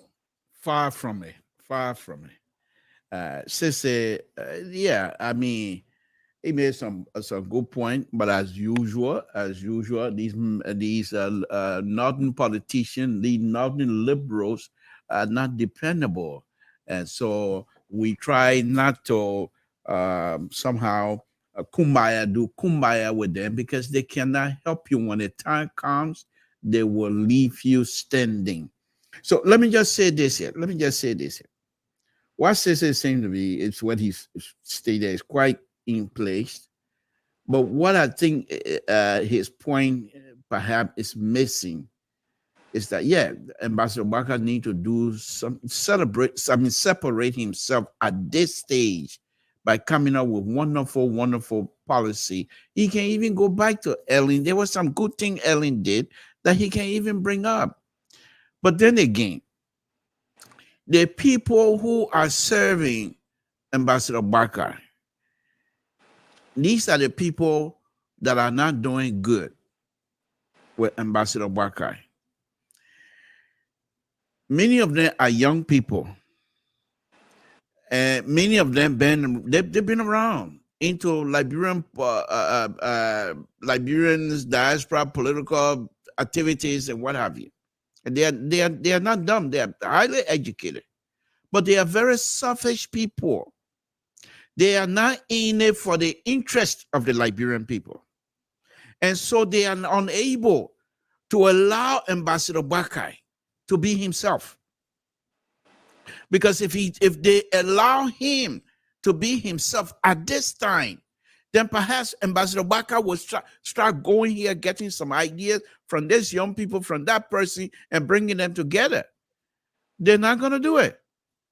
And whenever he tries to do that, just watch and see. You will see they will put a roadblock in the way.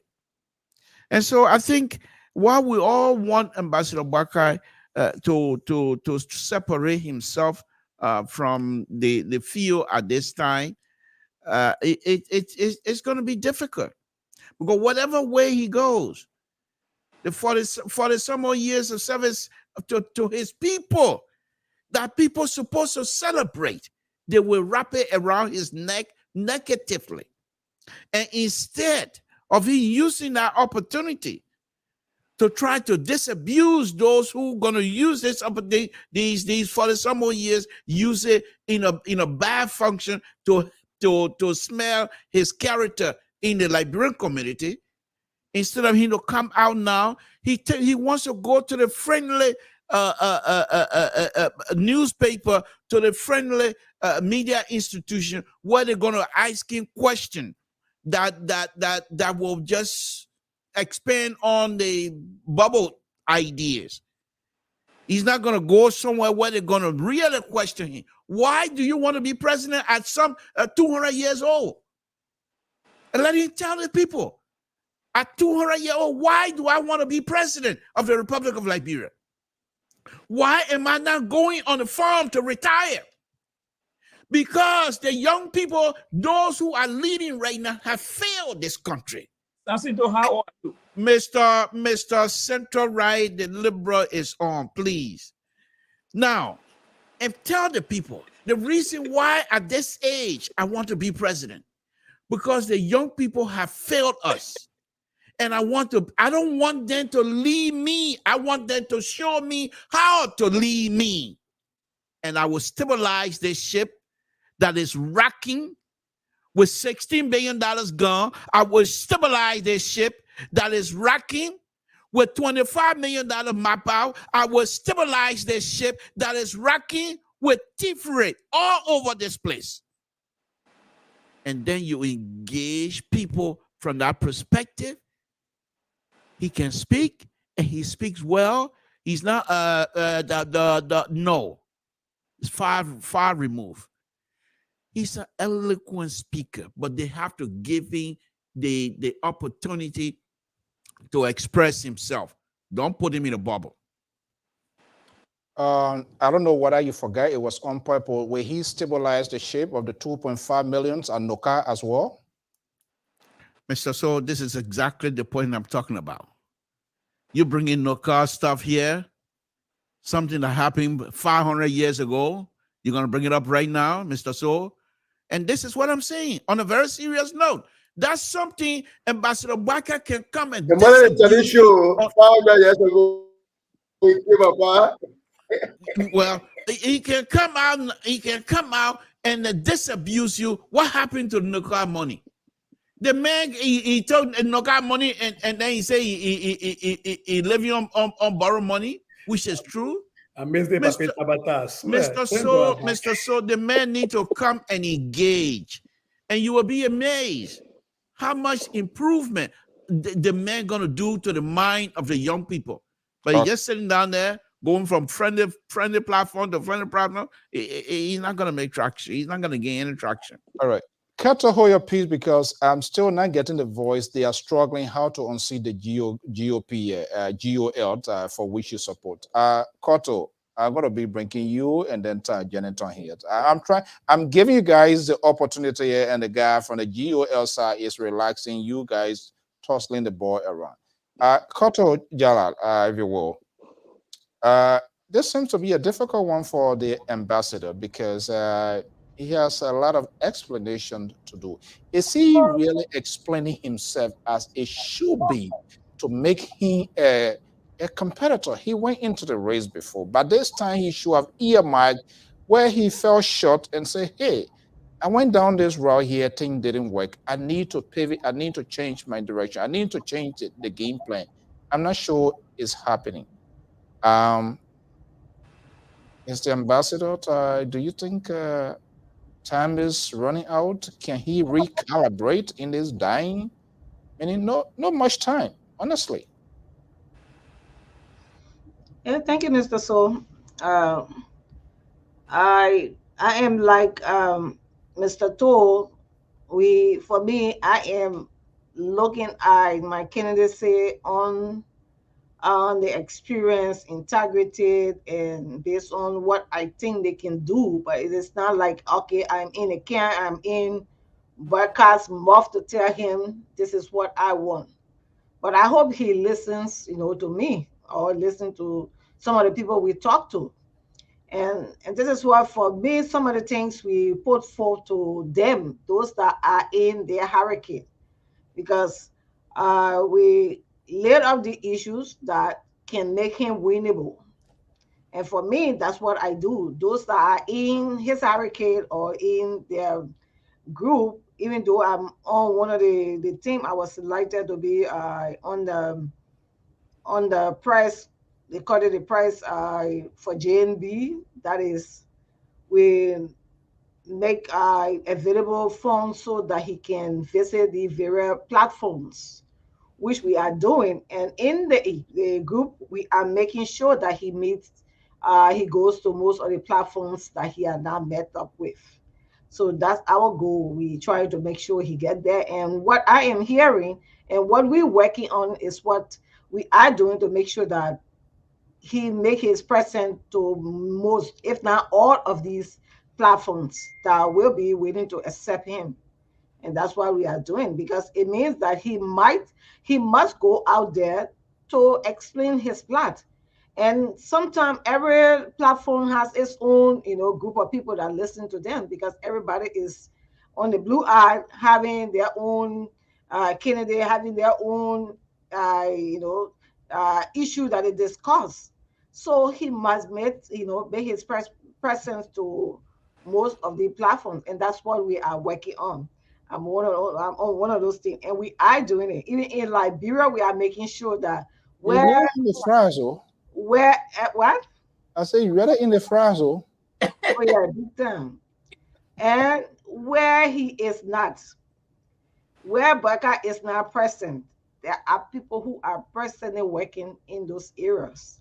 And I hear, like as Goya was saying, that those areas in which he said was really good, because you always look at where you were not winnable, and to attack those areas. And I think from what I heard, those are the things that they are working on right now.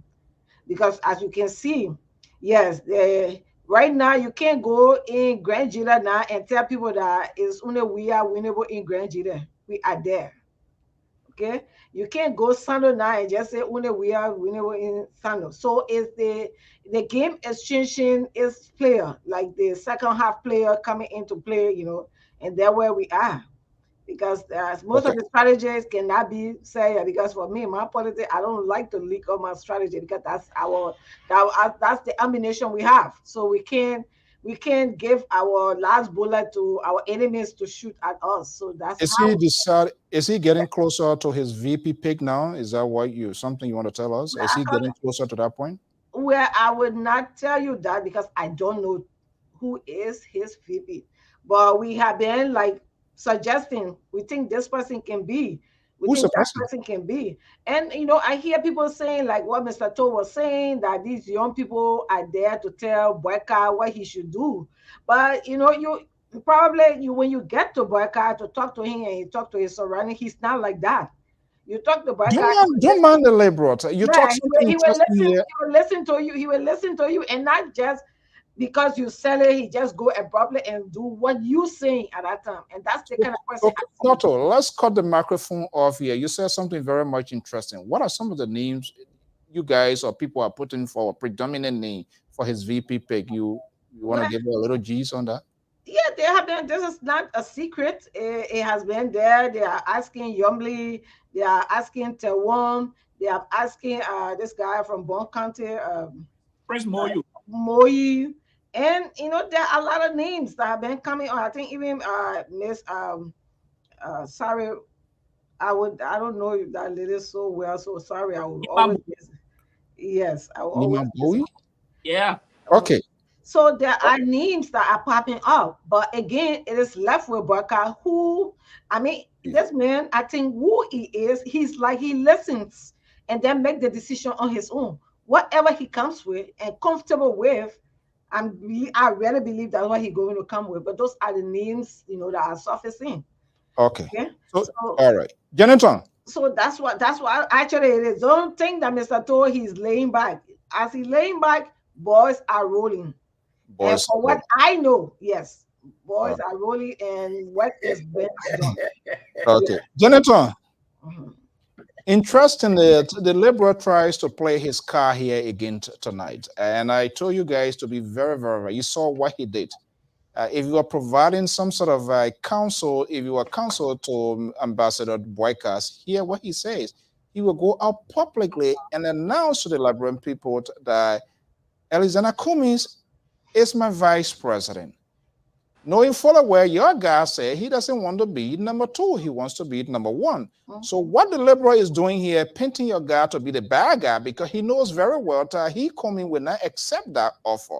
So then the Liberian people will say, you see, then BOAKAI, he's planting in the minds of BOAKAI for the Liberian people to accord with him. They may say he want any other thing beside the vice president.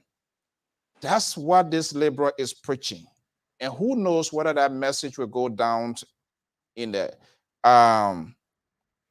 It seems to be a tough one for the vice president. He has a shadow. He has a footprint. He gets a DNA. People are going to be going forward. What should be his concentration at this point in time? Thank you so very kindly. And since I put it squarely, and I will give my take on Mr. Toe hypothetical situation, but Cecily lady very squarely. It refuted my dear sister Cotto's assertion that the vice president, that we should not focus in her direct word, because what was she speaking, that we should do not focus on past election results. It would not mean that the assertion that she made on other platforms that we can trace to that Cummings would have accepted to be vice president, it was not guaranteed, because those were the reason why the past election result were important to making sure that Mr. Cummings go as vice standard bearer in the minds of others. So if you say we should not talk about it, then it means that you agree with us that in the CPP framework would have executed everything and see the best give on the fair play of the process. But let me come to Mr. To's own statement. Number one is hypothetical, it's far from happening, because when you hear we are into CC Police Squad, the thing is scientific. It can be tested and proven. We that study this thing, like how engineer can be in Liberia context. Before you announce a vice standard bearer, I mean, before you don't say that behind close, you don't talk good, you don't set a day, everything is arranged. The place the pronouncement will be taking place will be well organized, and that pronouncement will be made. That is how Ambassador BOAKAI was announced in Seclet, PA. He was not in February, but it was one person that Ellen thought that she could work with, other than people, the ambassador, what's his name, Community Wilson.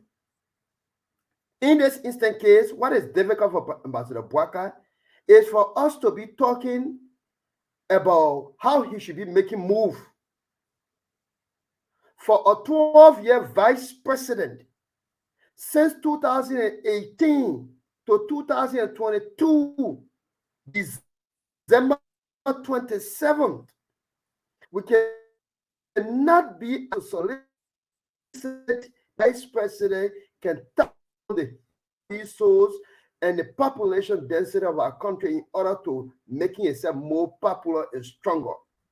That in itself is clearly demonstrating that indeed it is preferable for President Alex Cummings and it is preferable for the Tiago Gonglo to lead the effort.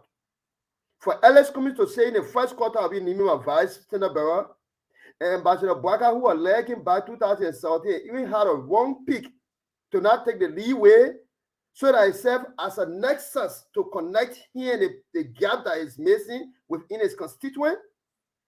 It says volumes. So along these political lines, we will all come naturally to adjust to the harsh reality of the individual who is hungry in a belly for the transformation of Liberia through gaining the power by the people voting for him. When you go dig gold, Mr. Todd, those are for the Eastern region. We are talking about you have to be, yeah, you have to be having that energy enough in order to work it out. So everything that is missing, for which we're talking about Ambassador BOAKAI, to put all the pieces together, they are important to him, not only because he's contesting, but because he has been a 12-year vice president. But mistake that these things are not happening, it does not give we are any approbation that he will come near to the presidency, because one of the opposition members is trying to grapple with the reality and sell themselves. That's what I can say. Okay. You guys are successfully politically Wharton Keto, who is a pro-GO, how the struggle finding it very difficult going after Liberal coming after Sisse, the potency in the Gary and all of that Amos George Ali insult to injury. Look, Wharton. Can I clear one thing from Janetta? 1 minute, just a few seconds. Okay, you see that you're giving more space for Carter. Go ahead. Let's hear what you want to. Well, I don't know whether Janetta was listening. Clearly, I didn't say we're not looking at past election. I said not only past election we are looking at. So that's English. Okay. Not only. Okay. All right. Very clear. All right. You see, we are looking at past election and then going forward. Okay.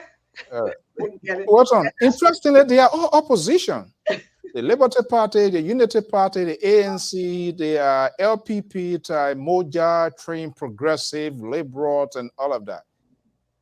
They are fighting to unseat guys from soccer field turned politicians overnight. Yeah. All of them, they are struggling to find their voices. They cannot come together. Is President Weah relaxed with taking on if Joseph BOAKAI could be the next person? How can CDC, do you think, how can they go after BOAKAI? If BOAKAI becomes the main challenger, what is happening within the CDC building? You think, I think CDC as a party has been a very hard-working party. This is the reason why you see CDC cohesiveness still exists today. They know the fault, the downside, and they work, to fix everything up. I don't think CDC going to be sitting down and seeing the dysfunction in the opposition and saying, no, it's a good way for us to just walk through the park. No, I think CDC putting her act together, making sure that this election would be a one round a victory for them. So they're touching all the different areas. But I was taken aback. I just cannot understand the liberal progressive here tonight. Whether he against or he in favor, he all over the place. I'm not really understanding him. The fact is, he talk about 100 years, question you put Bible no car. So that give it to 500 years. That give it to 501 years. There's more damning incident about this vice president that during the campaigning season that we can throw out there on him that would damage him. Let's talk about the Lpr-Tv. This is the only man in the race that has a lot of excess baggage on him when it comes to corruption. He has been fired 2 times from government, and I keep hearing people say he got experience. If he has the experience, why is he not like Alexander Cumming, that going from county to county that he never made it in, only in Lofa County? So the rest of the 14 counties he didn't make it. Why he's not going out there like Alexander Cumming here, who they refer to as the new kid on the block? Alexander Cumming is going all out, trying to solicit, trying to talk to people. Why is Mr. BOAKAI not going? The reason is simple. He said he's a race car park. A race car park. That race car is not only that he parked, he has been crushed. He has been sent to the junkyard. So he can move. That's the reason why you don't hear him speak on anything. Like they believe that this presidency is just going to fall in their lap. No. CDC is working. And you see, look, let's go back to why he was fired from Lpr-Tv. People are like, oh no, it is written, New Dawn newspaper. It's in there for scandal, corruption. They see agriculture, that when he was in office for 12 years as vice president, he was over the agriculture project in Lofa County. The machineries are sitting in the butchers in Lofa County. Lofa County has not produced 1 string of rice on Vice President BOAKAI. I was the same agriculture ministry that $2 million. There was a scandal about $2 million. He and a few other guys were laid off. So Joseph BOAKAI, I don't know where people come from with the vice president. He got this experience for 40 years. I don't think he was in office, in government for complete 40 years consecutively. I don't think so, because when he was fired, he was sitting down, and then the interim period came. Ibn Sawyer hired him, Ibn Sawyer fired him, and then moving on. I don't know what he was in government after Ibn Sawyer left, and Mrs. Johnson. Quickly here, do you think the ruling establishment prefer going against BOAKAI than Cummings? Is that a conversation in the Bell Wheel? Well, we have no choice to say who we want to go against. The ruling establishment want to go against. Anybody come, we are certain that we're going to push all out. We're going to make sure we test everywhere. There are undecided voters that did not vote in this past election that we have to reach to. Just imagine our country, 5 million people, and when they counted all of the votes in the country, I don't think we had even 3 million people that voted in the election. So CDC is going out. And something that I said, and my brother, Sissy, and the other group said, oh, no, Lofa County. Politics is not static. Politics is dynamic. Just how CDC was sitting down and feed, it was so comfortable in Monserrado County that they don't whip CDC 2 times. That's the same way Unity Party feed is so comfortable in Lofa County. The dynamic has changed. At the time, CDC were not even putting foot in Lofa County to say we're going to talk about anybody in Lofa County. You got Thomas Fala, you got Jefferson Kochi, you got Fina Bono. Those people are going back home. They got projects going back home. Let me hold you put deliberate in spotlight here. I'm not sure what BOAKAI communicating with him now to dispute you or to disabuse you. Look, liberal. you know, your own words, your own saying is really hunting you down. You're unbalanced, you're unstable, you're involved. Qatar is deploying your own creation on you here tonight. Are you all over the place?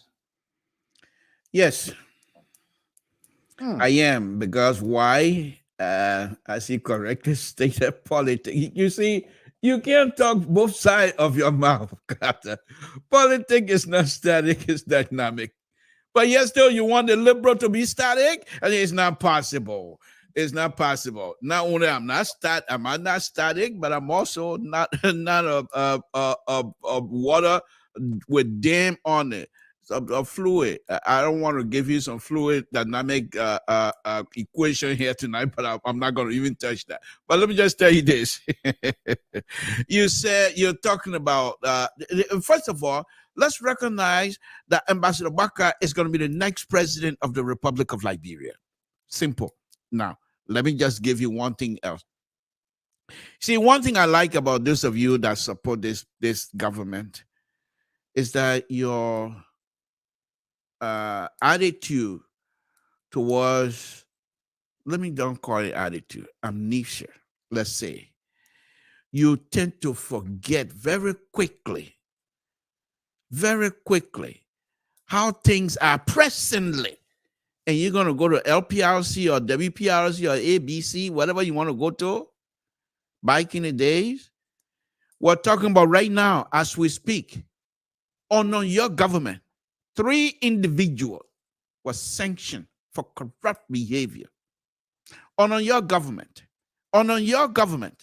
this government, the president is yet to explain to the Liberian people what happened with the $25 million map out. I'm just touching 1 or 2. So I don't even want to touch Moluba Molu tape where he said this president will not give a woman a job unless he sleep with her. That's Moluba Molu. You guys have so much that for you to come here and tell us Ambassador BOAKAI was fired, Ambassador BOAKAI was this, and this is what I said. Those who continue to put this gentleman, this honorable man into a bubble as doing him a disservice. Ambassador BOAKAI need to come to a platform like this where he will be questioned. And I'm sure there are a good explanation that Ambassador BOAKAI has for these things. And then that would disabuse most of you.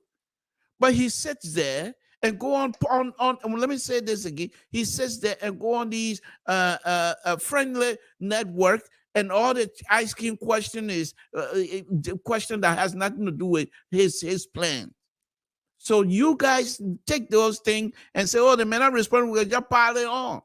How can you even say here that Ambassador BOAKAI with past experience and what have you, this man have served the country many years than some of us have alive. So if this man was truly corrupt, he was there for 12 years and he told you he was packed.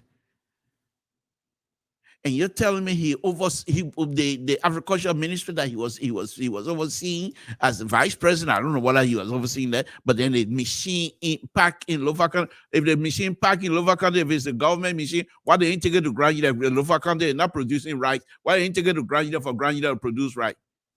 What make your thing you can just talk and nobody can see it? No, we're not stupid anymore. Okay. We're not stupid anymore. You're talking about Jefferson Koji. Yes, you want me to tell you what Jefferson Koji said the other day? You want me to play that tape? That's the kind of person you want to compare to the honorable man?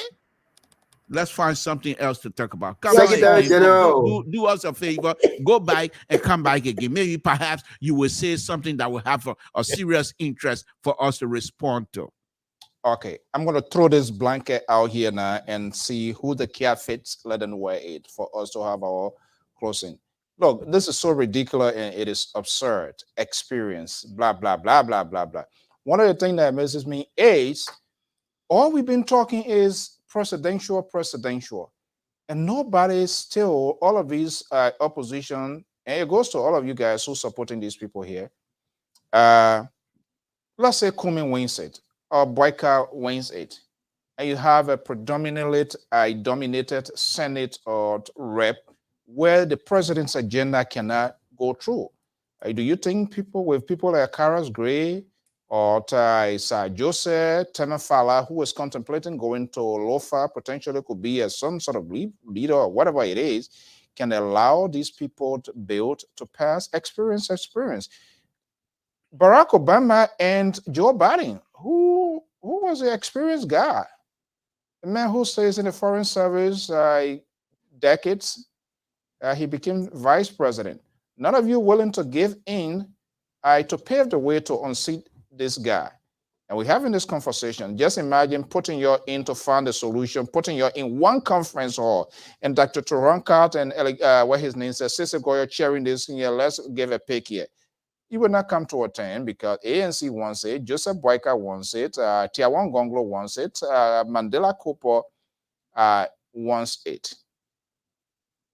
Where are we heading as a people, as a nation? The possibility of having this president re-elected could most likely be this scenario. If the opposition, if they can't figure out something here. As we close here this evening, the clock is eating. We are winding down. And I hate for us to sound repetitive, but we have to do it. Who is the big boy in the room that should call for unilateral political ceasefire? Look, enough is enough. They're not listening to the voters. Everybody say they are King Kong, they can do it by themselves. But who is the big boy that are going to put their pants up? Dr. Turanka. When were you guys, the opposition, there's one thing, the GOL is this, the GOL is that, but who is the big board that are going to call for a roundtable conference to figure a way out? Why can't they do it like a CDC style and have this sort of proportionality or proportional? Hey, you take the vice president, I take the presidency, you will be this, you will be that, and divide ministries and agency and see whether they can come to a settlement. What we should be doing? What are we having headache like this? Unmute your microphone. The distraction right now that most of the opposition think is, and I'm speaking just strictly as an analyst, the distraction is the government has failed. So we're just going to ride on that.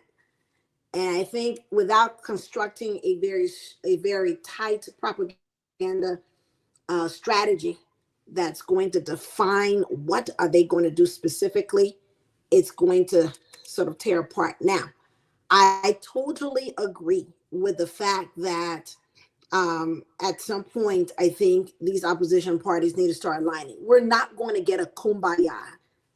Might as well forget that. We're not going to get a kumbaya where all of them come together. That would be a massive coup d'etat if that would happen, if they all would come together and sort of pick one person. But that's in our dreams. It's not going to happen. And sometimes the reality of things that's not going to happen, I don't necessarily want to wreck my brain to try to force it to happen. You have JB, who is saying, I am more experienced, I've been in government, I think I can do it. But the fact that he didn't do it against George Weah should teach him a very valuable lesson, because in the last election against Weah, he was attacking, the fact that his diction, his verbiage, and things like that. And Sisek made a very excellent point. And I'm sorry, it's not an offense to the Liberian people, but we have generations who they literally see rate is very high. So if you go to these people speaking in language that is above them, they're just going to look at you like you're crazy. We know how to speak to the people. He know how to really relate to the people, and that's really one of the reasons why he was able to secure the vote. They have a genuine love in their hearts for him. So if as Keta is saying, the CDC, they have a strategy. They're operating a strategy. Unless they dismantle the entire CDC in terms of causing frustration, it's going to be difficult. When the sitting president is, it's always a difficult thing. Now, I would say it is not going to be kumbaya, but my advice would be they need to start thinking about the opposition, the opposition parties that are much stronger and align with them. And whoever's going to just say, look, listen, I'll take your second seat, that's something that's going to be worked out behind closed door. We're not going to see it. And I don't think I can't but beat my head on the wall trying to say that this whole opposition bloc is going to come together. And if JB, and lastly, he to me, I haven't heard him with a strong propaganda message yet. Something that is really is his.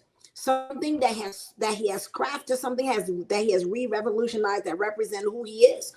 Because if he riding on Ellen Johnson's success, which of course he should bring some of those back to the forefront and remind people what he's capable of. Again, I go back, if he doesn't connect to the language and the feelings of the young people and the women voters, we keep sleeping on the women voters. They are rising, they're educated, they're knowing more of their value in government. If you do not connect with them, it is going to be an upset that is going to really shock this election. That's Okay. this election is going to be, it's not a prediction, it's a strong feeling. It's going to be really some strange upset that will happen in this election, because I think people want change. They don't know what kind of change they can get because nobody's really saying and delivering it. But I think that's going to come down to the wire. It's something, an upset is going to happen at the very last wire. So hey, we're just going to watch and see, like the World Cup. We're going to watch and see how this whole story We're going to plays watch out. and see, like the World Cup between Argentina and France. That's a good one. Let's see what Argentina. Let's see what our Cotto can cut the deal here. Look, Cotto, this is a tough one. We, Dr. Toronka said, we're going to watch and see Argentina and France. Let's see what Dr. Weah and Ambassador BOAKAI, who owns the land. What you think needs to be done right now, Ambassador BOAKAI? The name is there, but hey, a lot of things coming with it. I know you guys are in your situation or whatever room, putting your names and all of that here. I don't know, whether just coming to a platform and speaking alone, you have to just sit and communicate with the people, and open up. But let's hear from you here. What your take-home message? Yeah, thank you, Mr. So. Before I go into discussing on what they need to do to come together, I want to get our catcher first before I get. Oh boy. Sometimes we don't go to listen to things. We just hear people saying it and just go saying it without finding the truth about it. Because if somebody says something, before I come out to say it myself, I will have to defend. I will have to go back and just let it out. I know you get your paper, but equally so that human being wrote it. Follow the fight. And it was good that they let what they call they let former president Amos Sawyer had to explain this prior to his death, because he was interviewed concerning dismissing BOAKAI from the Ministry of Agriculture. And if you listen to the interview, he said that it was political reason. And it's only what do you call George Weah that have had a government in 5 years, that the people working continuously for 5 years. In my whole life in Liberia, I knew myself. There was no time in Liberia president had those ministers staying in office as minister, assistant minister for 5 years without rotation, without changes, and so forth.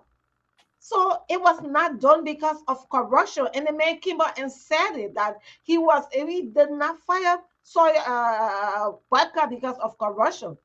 So go back to that tape and listen. Then somebody come your Facebook is so broad and stuff. People put in things. I like to listen to the horse's mouth. When you did it, Sawyer, why you did it. And he came out to tell you why he did it. And he was sorry for doing it. Okay? So going back to what we talked about, what they should do to come together. I know at this point it's kind of difficult for them to come together. And that's why when you see when the vice presidency kind of delaying, those are some of the reasons. Because people hoping that yes, something will be done, and it is not being done. So that kind of leading to some delay in the vice presidency candidacy, to select their candidates. But how be it, it's gonna be. At the end of the day, I don't think they're gonna say, okay, we look there and see this bad governance remaining in power. But if I don't like Bajaj for some reason, I don't think I will bring evil on myself because I don't like Bajaj. There will be a way I will come to a compromise, even though I don't like Bajaj. But with my fellowshipping with Bajaj, I can benefit from other. So I look at the benefit, then the worst part of it. So that's why we will be balancing on, not because it is CDC and ANC or CDC and UP. We will be looking at the reality on the ground. Who does the best job? So that's what we will be looking at, not opposition going to start getting against one another. Yeah, at this point, we are neck to neck, among ourselves because somebody want to get that place. And when we should have gotten to that place, then the decision will be next. And we saw it happen with Hillary and even our own brother. We saw they went to loggerhead, and today even our old man Joe, we saw how he and Camilla went a loggerhead, but today they are team. Okay. So All this right. is happening, okay? And that's just politics. So we shouldn't sit there and say that wound, okay, even though it will bruise on nose, but at the end of the day, we're going to come to something. We'll find banish and put that We'll unseat George Weah. Okay. So thank you guys so much because I will be leaving you guys. All right. Thank you. Okay. Thank you so much. Thank you. Thank you all right. All right. Okay. So in the road to the White House of Liberia, Jonathan, you're laughing. Yeah. The man causing trouble in the chat room. Why he laughing? I don't mind. Jonathan, bro, the guy, he appears to be quiet, but when he throw it, then he go in his share. I know. I've been saying some stuff. Come here, so share it. Let's see. So yeah. So no. Message. I don't know whether the ANC and the Unity Party, for some reason, I don't know who are running beyond who. You can see eye to eye. It's unbelievable. No. We can see eye to eye. To be honest with you, we can see eye to eye. Today I was on the Spoon Network, and Stanton was trying to ill-market the statement of the Secretary General of Unity Party when he said that under their regime, they have 150 hospitals and medical facility extended. And Stanton forgot about the medical facility that were combined to make 150 and chose 150 for only billion hospitals. So I corrected him. Because we don't want Mark Zuckerberg to bring a reminder to us after 10 years, and then we let my brother Keto, we shame to identify with the statement we made, or when our children and say, oh, Papa, that you are saying it here, and then my regime are looking at it, then it becomes shameful. So on that note, I sent you something concerning rice production. That rice production is done by Armstrong Jabba. His institution is called Agriculture Liberia. That institution is renting went into the contract, and my hometown, my family property is being given to that institution through an understanding MOU that they're using to do farming. My pa, my family, my name, related people. So I thought that that would be a good demonstrable manner by which Ambassador BOAKAI can use that even if you didn't know that you are in agricultural business, just by seeing a bag of weather is seeing with elsewhere Java, you will say, but the people are in agricultural business. But to reach at a point in time and start looking for bearings that it can be used as springboard to sell yourself, by all measure, it already gave you a drawback. And by us saying it doesn't mean that we are undermining our opposition friend. It's that we in a political party. When you're going for a primary, a deputy secretary, people will scrutinize me. It's not that they hate me, but they just want me to be doing better for them to repose their confidence in me. So that's how I take it to be. And people who have been in government before, I will say today, while it is true that no one can already accuse you of corruption, especially Liberia government, you cannot go beating your chest and boasting, including the CDC government, of being transparent and accountable when the barometer to measure transparency and accountability has never been tested, which is independent audit. Don't say it. Probably say I pass on a condition or I'm waiting on probation. It is people like Alex Cummings who have worked in independent environment that have been excessively consistently audited and demonstrating progress report based on goals can boast of transparency. In this instant case, President Weah must answer our question about the sanctioned officials. In fact, the next platform I'll be coming on Spoon, I'll be challenging them to put up media blackout on government officials who cannot encourage President Weah to take stringent measure through investigation of those who the Treasury Department has sanctioned. By extension, it's a toxic endorsement of Weah inaction against the Treasury Department or against those who have been sanctioned. We should take serious measure against that. That is what I would think. Thank you so much. Sese. Well, I was going to give my time to Keter, but then Koto left, so I don't know who you're going to respond to. But I guess Jonathan just fired a new one. So, but I think I got a memo wrong. I thought today was about talking about the pathway of Joe BOAKAI, but somehow my sister and myself here, Dr. Taranka, we've been caught not selling our own candidates because we were playing by the rule.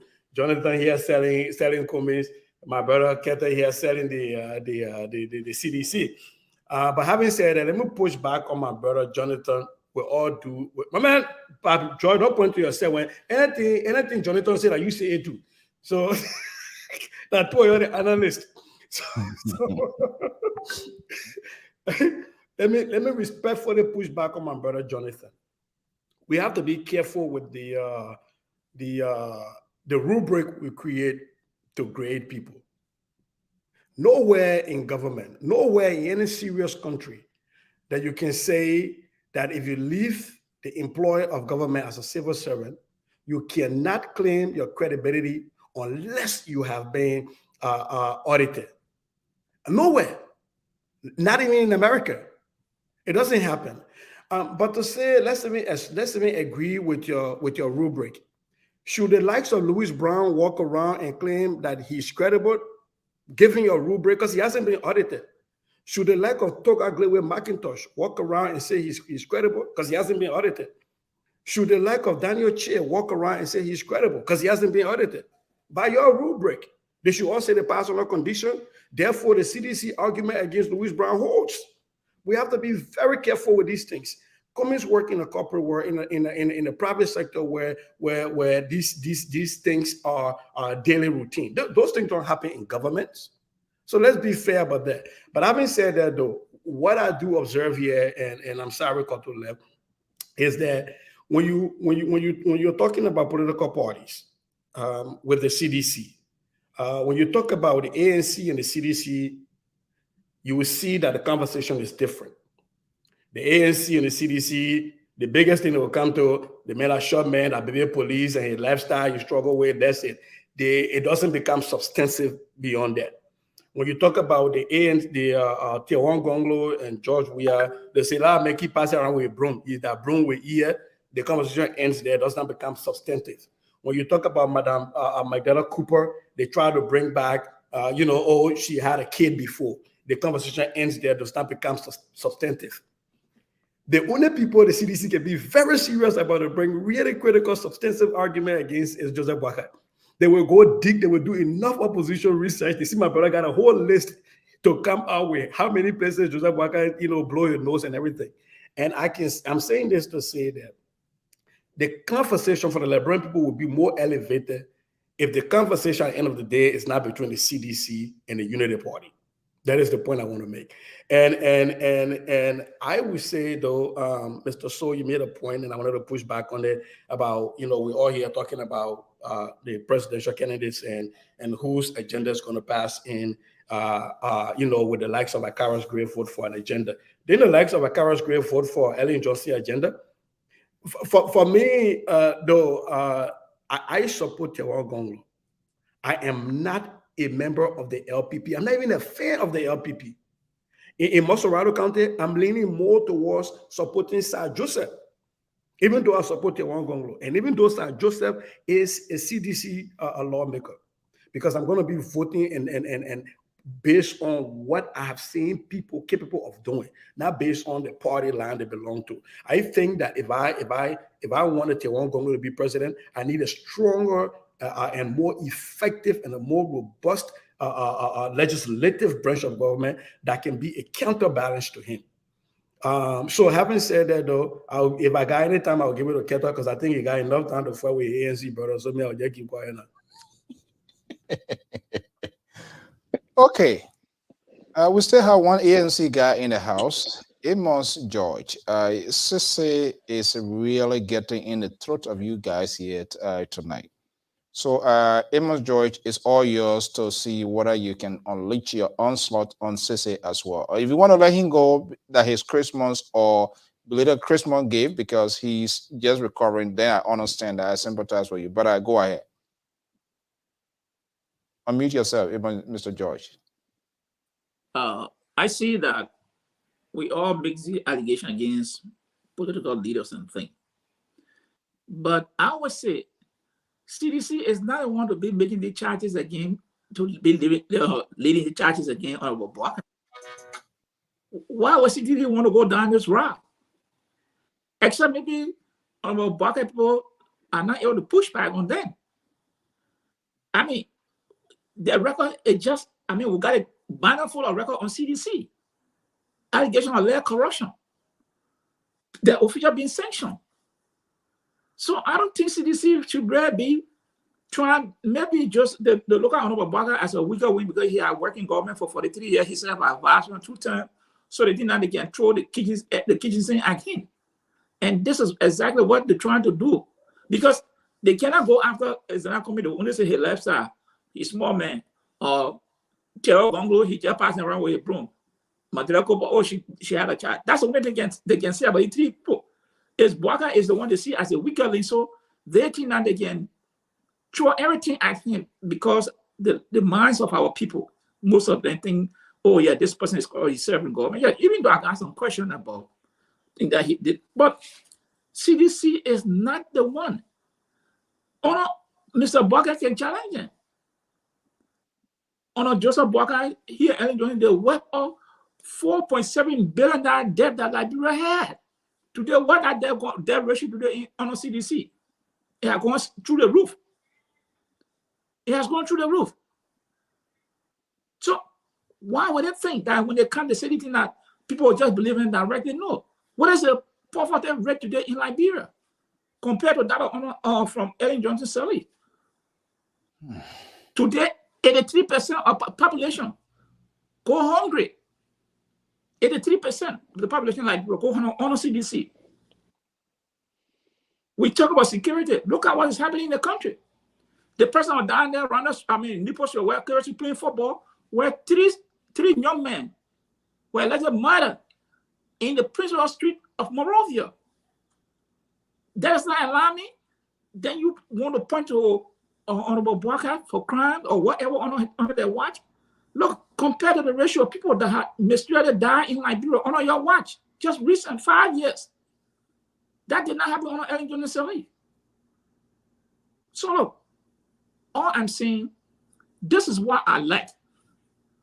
This is why the debate should be about such things. What is happening?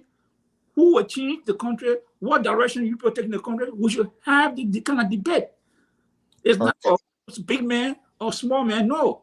Let us put the kitchen table on the floor to discuss it. Just recently, your president said he went back like $175 million.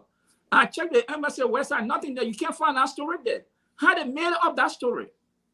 Where the $100 million came from? The commissioner, Eugene Langbe, said what? It was $165 million going to this country that going to election, not to each of the country, but that money was destined for those countries, and they will decide how that money will be proportional to each country. But whether singing moreover that the president got $175 million back to like that from America to confuse the minds of the people. So I just leave it on the note that hey, bring it on. Mr. Cummings is ready to tell you people. Bring it on. Man, it's like a Donald Mr. So, can I make some correction there to Josh? Yeah, but you come in when you do your closing, then you can do everything correct. Go ahead. Because the reason I want to reserve the Liberal, because that's the Liberal candidate this evening here. I don't know whether CC they in your favor or Emil Joy Jennington. So let's see. Yeah, make your closing before we go here, and then we'll go to Liberal quickly. So let me just correct by Josh. He said that the poverty rate under this administration is 87%. No, I said hunger. I think it's a poverty rate. Anyway, the poverty rate. Okay, the poverty rate back. The poverty rate has gone to 31%, but the hunger is 83% of people that doesn't have food go to the World Food Program. Okay. So this the thing. We keep saying there are records. There are records there that we put out. We're not making it, or we didn't say it. We didn't just jump up on the clear blue sky and make allegation on people. There are records that are there. What is the record? On Joseph Boakai. Let's just let him make a point. Joseph Boakai, the records are there. When you put his name, Joseph Boakai, when you say corruption, it put the 1980s, it put the 1990s. Those are records that are there. Go on Google, go on other Safari, just put Joseph Boakai, his name pops up. So you can have all the records you have on CDC or President Weah in his government, and you throw it out there. That politics. The Liberian people know fully well that this vice president said they squander opportunity. 12 years. Getting Liberia out of poverty. They squander it. The JFK, 1 week in the president, taking over the country, President Weah. JFK was dilapidated. There's a video showing up.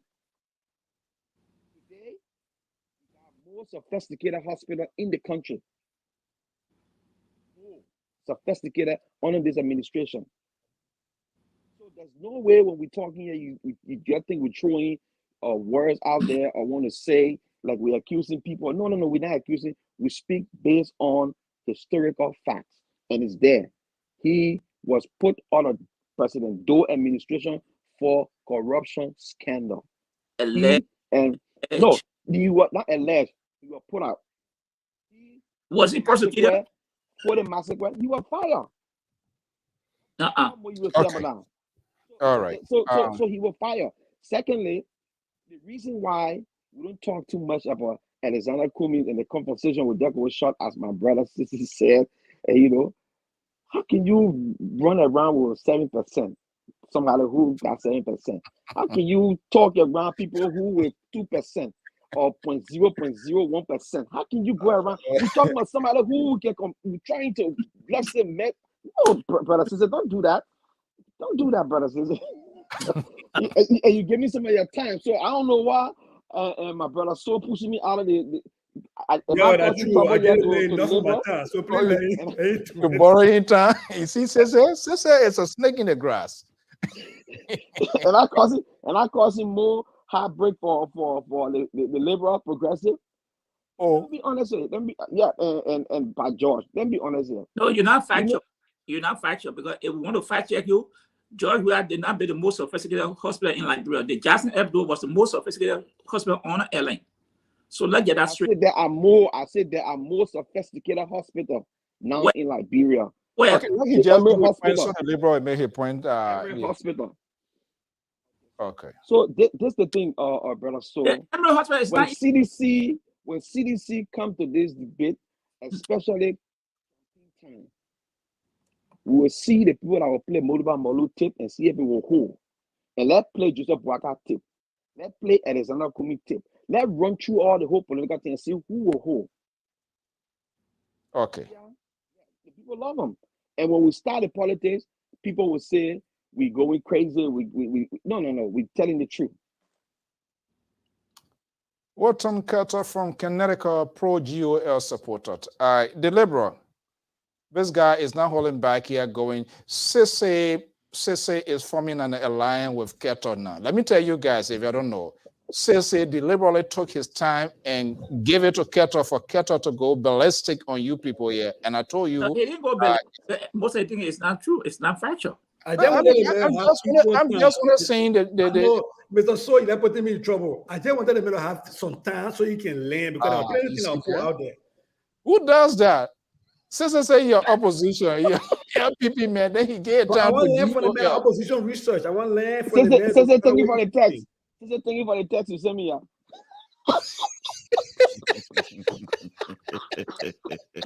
You see, yesterday say you're back at the vaccine. We're on live here, please. Are you serious? It's just like a Colongo Luo story. Say thank you for the text. Please share with us in the group chat. Okay, Libra, before we go here, this is a serious thing here. And CDC knows how to go gutter. CDC knows how to go gutter. You saw the president, and that's what Sisi was saying. He saw the president when he came. Boom, to his party headquarters. It's like when Donald Trump is speaking to his base. How can somebody say they're suffering in their belly? And then they did that tape, they inserted Louis Brown and this other gentleman. Those, I think, it might sound crazy, but I mean, it speaks to what is happening. My understanding, our other guy gone there, they're going to Bapolu today to dedicate the Emory Hospital. Yeah. People will be looking at what is concrete and what is abstract.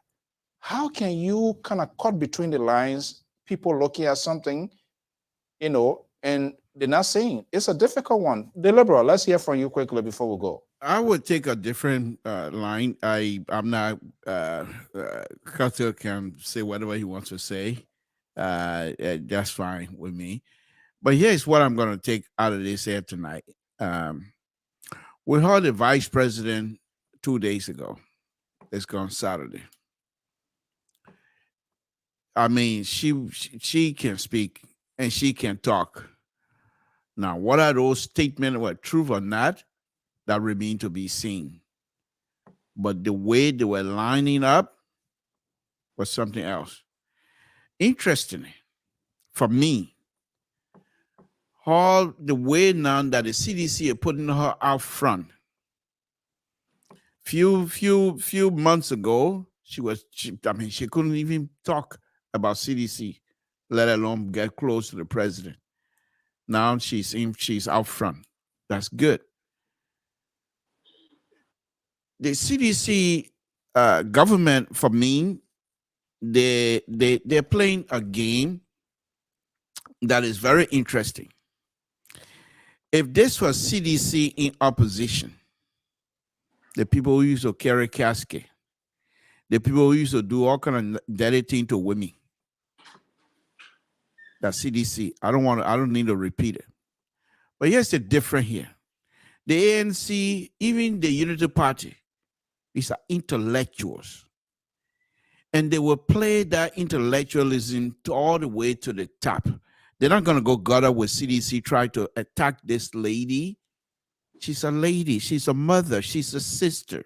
We'll go after her. I'll go after her. You can go after her. I'm just telling you. But Mr. George. Let me let you know. That will go after us. You know the meaning of listen. Let me say this here. If any of you do any of you gonna go after her the way CDC was going after Madam Salif by putting you know what out in public? Will you do that? Policy. That's all on policy. But that's what I'm saying. That's exactly my point. That's my point. You guys will go against her based on policy. Whereas CDC were not even thinking about policy. Oh no. They were so rude as usual. They were so rude. Now that's the difference here. They see this opposition, when the leadership of these different opposition will not allow their members to go gutter on the lady. They will challenge her on policy, but they're not going to go anything beyond that. That is the difference between CDC, who are so rude, the tiny sedition, who are so rude and have nothing to offer. Have nothing to offer. So what do? They come out and make some kind of ridiculous statement just to show how small, how little they are. And that's who they are. So I'm glad that people are looking at them. So finally, Mr. So, again, let them put the lady out front. Good, the Liberian women now will now have voice. Unlike CDC, not only carrying casket, but also carry, you know what, in the street of Monrovia. And these are the people now that are putting a woman out front to be their spokesperson, because they have nothing to offer, and they will be whooped massively, and they will be driven out of the country, out of the White House. And many of them, if the president who I think should leave get in there, many of them we will build new jail houses for them. That would will change their sleeping place. Ain't see why you play the time, but you use it. You go sit down. The labor come after you. I know. I did trouble. Wow. So is that good night, Mr. Right? So I know you said the show is over. Good night. Thank you for having me. I really appreciate it. I have to leave. I want to thank you very much. Is that Mr. a new development? BOAKAI we need to build more jailhouse? Mr. So, Mr. So, thank you for the show tonight. That was my closing, and I the show is over, correct? Go ahead. He want nobody to rebut you, so he want for the show to be over. No, I mean, yes, nobody rebut on anybody closing. All right, guys, we went over the time, but I want to thank you so much. And the Jeremiah Cone is a factor. What is the strategy? We're going to come to that tomorrow. Hopefully, we keep to the time. What is the strategy behind Prince Johnson giving way at this time? Is there something he's trying to kind of like distance himself? What is the game plan of this party here? Are they trying to restructure something? We're going to have that conversation. Guys, I want to thank you so much for your time, for your expertise, your views and opinions expressed here. Does not in any way represent LPR, but we do facilitate this hardcore conversation. The Liberal Progressive Boycott, Sise Goya, Gonglo, Dr. Keman Guerteroncard, Mandela Kopo, Amos George, Elizana Gomez, and Jennifer Dulaket, Elizana Gomez, and Walton Carter, pro-GOL supporter. I am the only neutral persons in the house. Thank you so much, guys. Have a pleasant evening. Good night. That's how we're going to end this program. For our viewer, listener, thank you so much, and that's how we're going to leave it.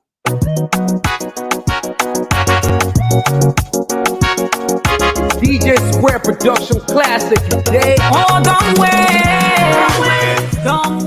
wait. Well, this is a new song. Christmas is an annual festival commemorating the birth of Jesus Christ.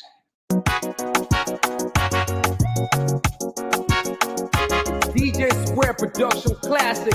They don't wait. We are don't wait. Don't wait till I die. Don't wait, yeah. Don't wait, my brother. Don't wait. My sister, don't wait. Our present thought goes out to the Cassette family. So don't wait. I'm dying, don't wait. I need your help, don't wait. Don't wait till I die. And this is by Minister Jemima Walker. Don't wait. Don't wait, don't wait, don't wait. I need you help me now, don't wait. Don't wait till I die. Don't wait till I die before you help me. This is a new song. If you want to help me right now. I want you to listen to the rhythm. Don't wait, don't sister. Don't.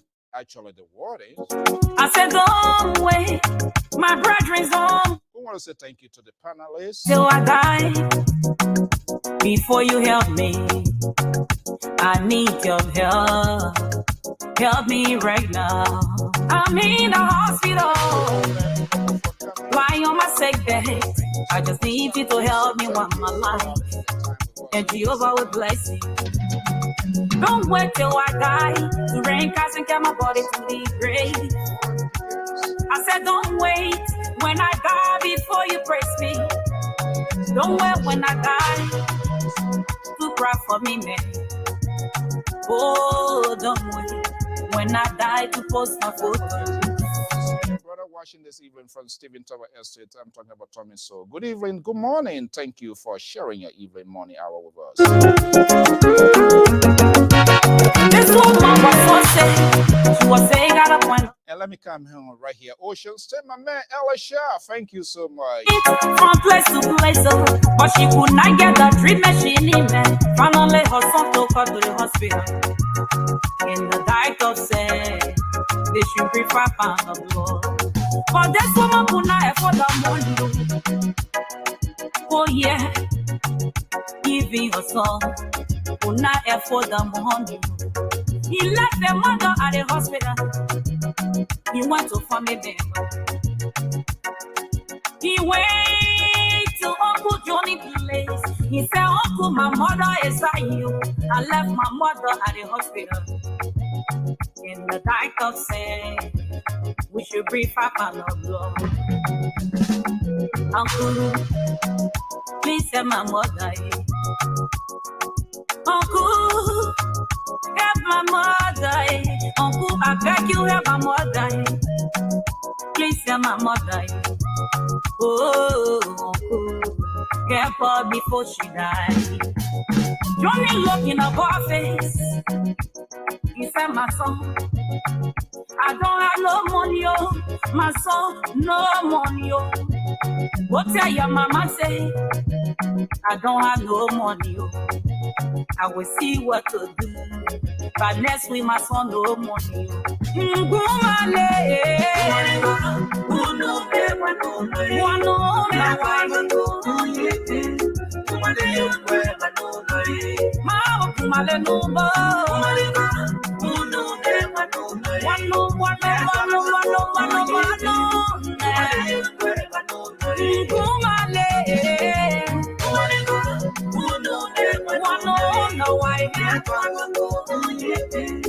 My contour, where did you go tonight?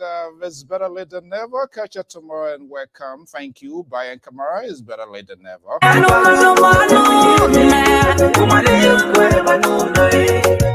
went to Auntie place. He said, Auntie. The name of the song is Don't Wait by Minister Jemima Walker, a Liberian gospel artist. It's a new song on the Black SB. Thank you so much. And Bangi, thank you so much for what you do in the community, your foundation. So hopefully we're going to be checking in with you as well. Auntie, please help my mother. Let me go to my own uncle right way out there in Norway. Visa what Emmanuel de Boat. Good morning. Thank you so much. Yes, I woke up, entered the house. She brought 500 from her money. She said, my son, I wish you well. I wish you well. Don't wait, don't wait, because delays are dangerous at times. He left, he went to Uncle Bob's place. Papa was so. Madam Gloria, well, thank you so much for joining us. He have everything to his disposal. He said, Uncle, my mother is at you. I left my mother at the hospital. Junior Baker is in the house. We should bring 5 pounds of blood. And our primetime listener follower, Mr. Wilson Boyle. Uncle, please don't allow mama to die. Oh. Don't wait. My last strength, my last soul. Uncle, please don't allow mama to die. What's to die? He looked at the boy. He shrugged his head. He said, my son, I don't have money. I'm getting my salary by next month, my son. They're waiting when you die before they can post a picture, before they can give you a good, or whatever talking point. He was good, he was nice, he was there, but don't wait. He started crying. He said, oh God, Papa God, this life is not fair. What will not become of my mother? Who would I call my mother? Before he reached out the hospital, his mother was gone. He took his phone. He started calling Uncle Paul. He was crying, Uncle Paul, Mama is no more. Mama is gone, and left alone. Mama is gone, no. Oh, Uncle Paul, Mama is no more. He said, sorry, my son, don't worry. I'm sending her to take her to the funeral.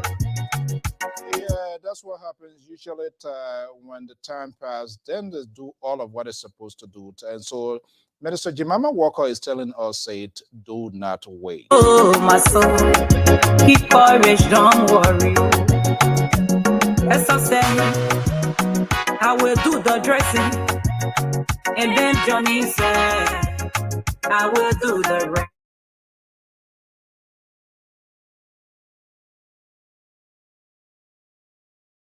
Don't wait till I die.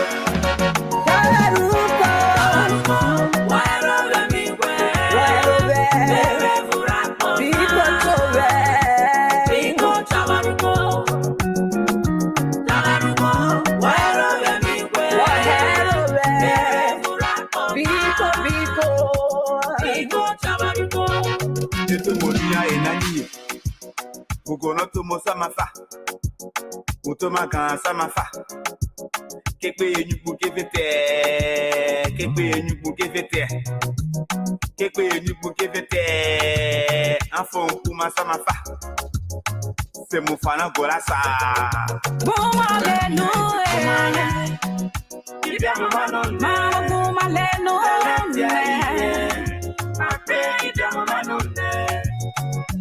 Yeah, the life we living, people don't have.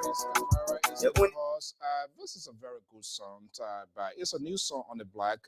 We always here to showcase the goodness, the quality, the good aspect of Liberia. This is by Minister Jemima Walker. It's a Liberian gospel artist. You can check her out on YouTube. Don't wait. Prince Kamara, thank you for joining us here. Nancy, and all of you great people for being part of our tonight conversation. You don't have time to help them. When they pour you inside me, she inside.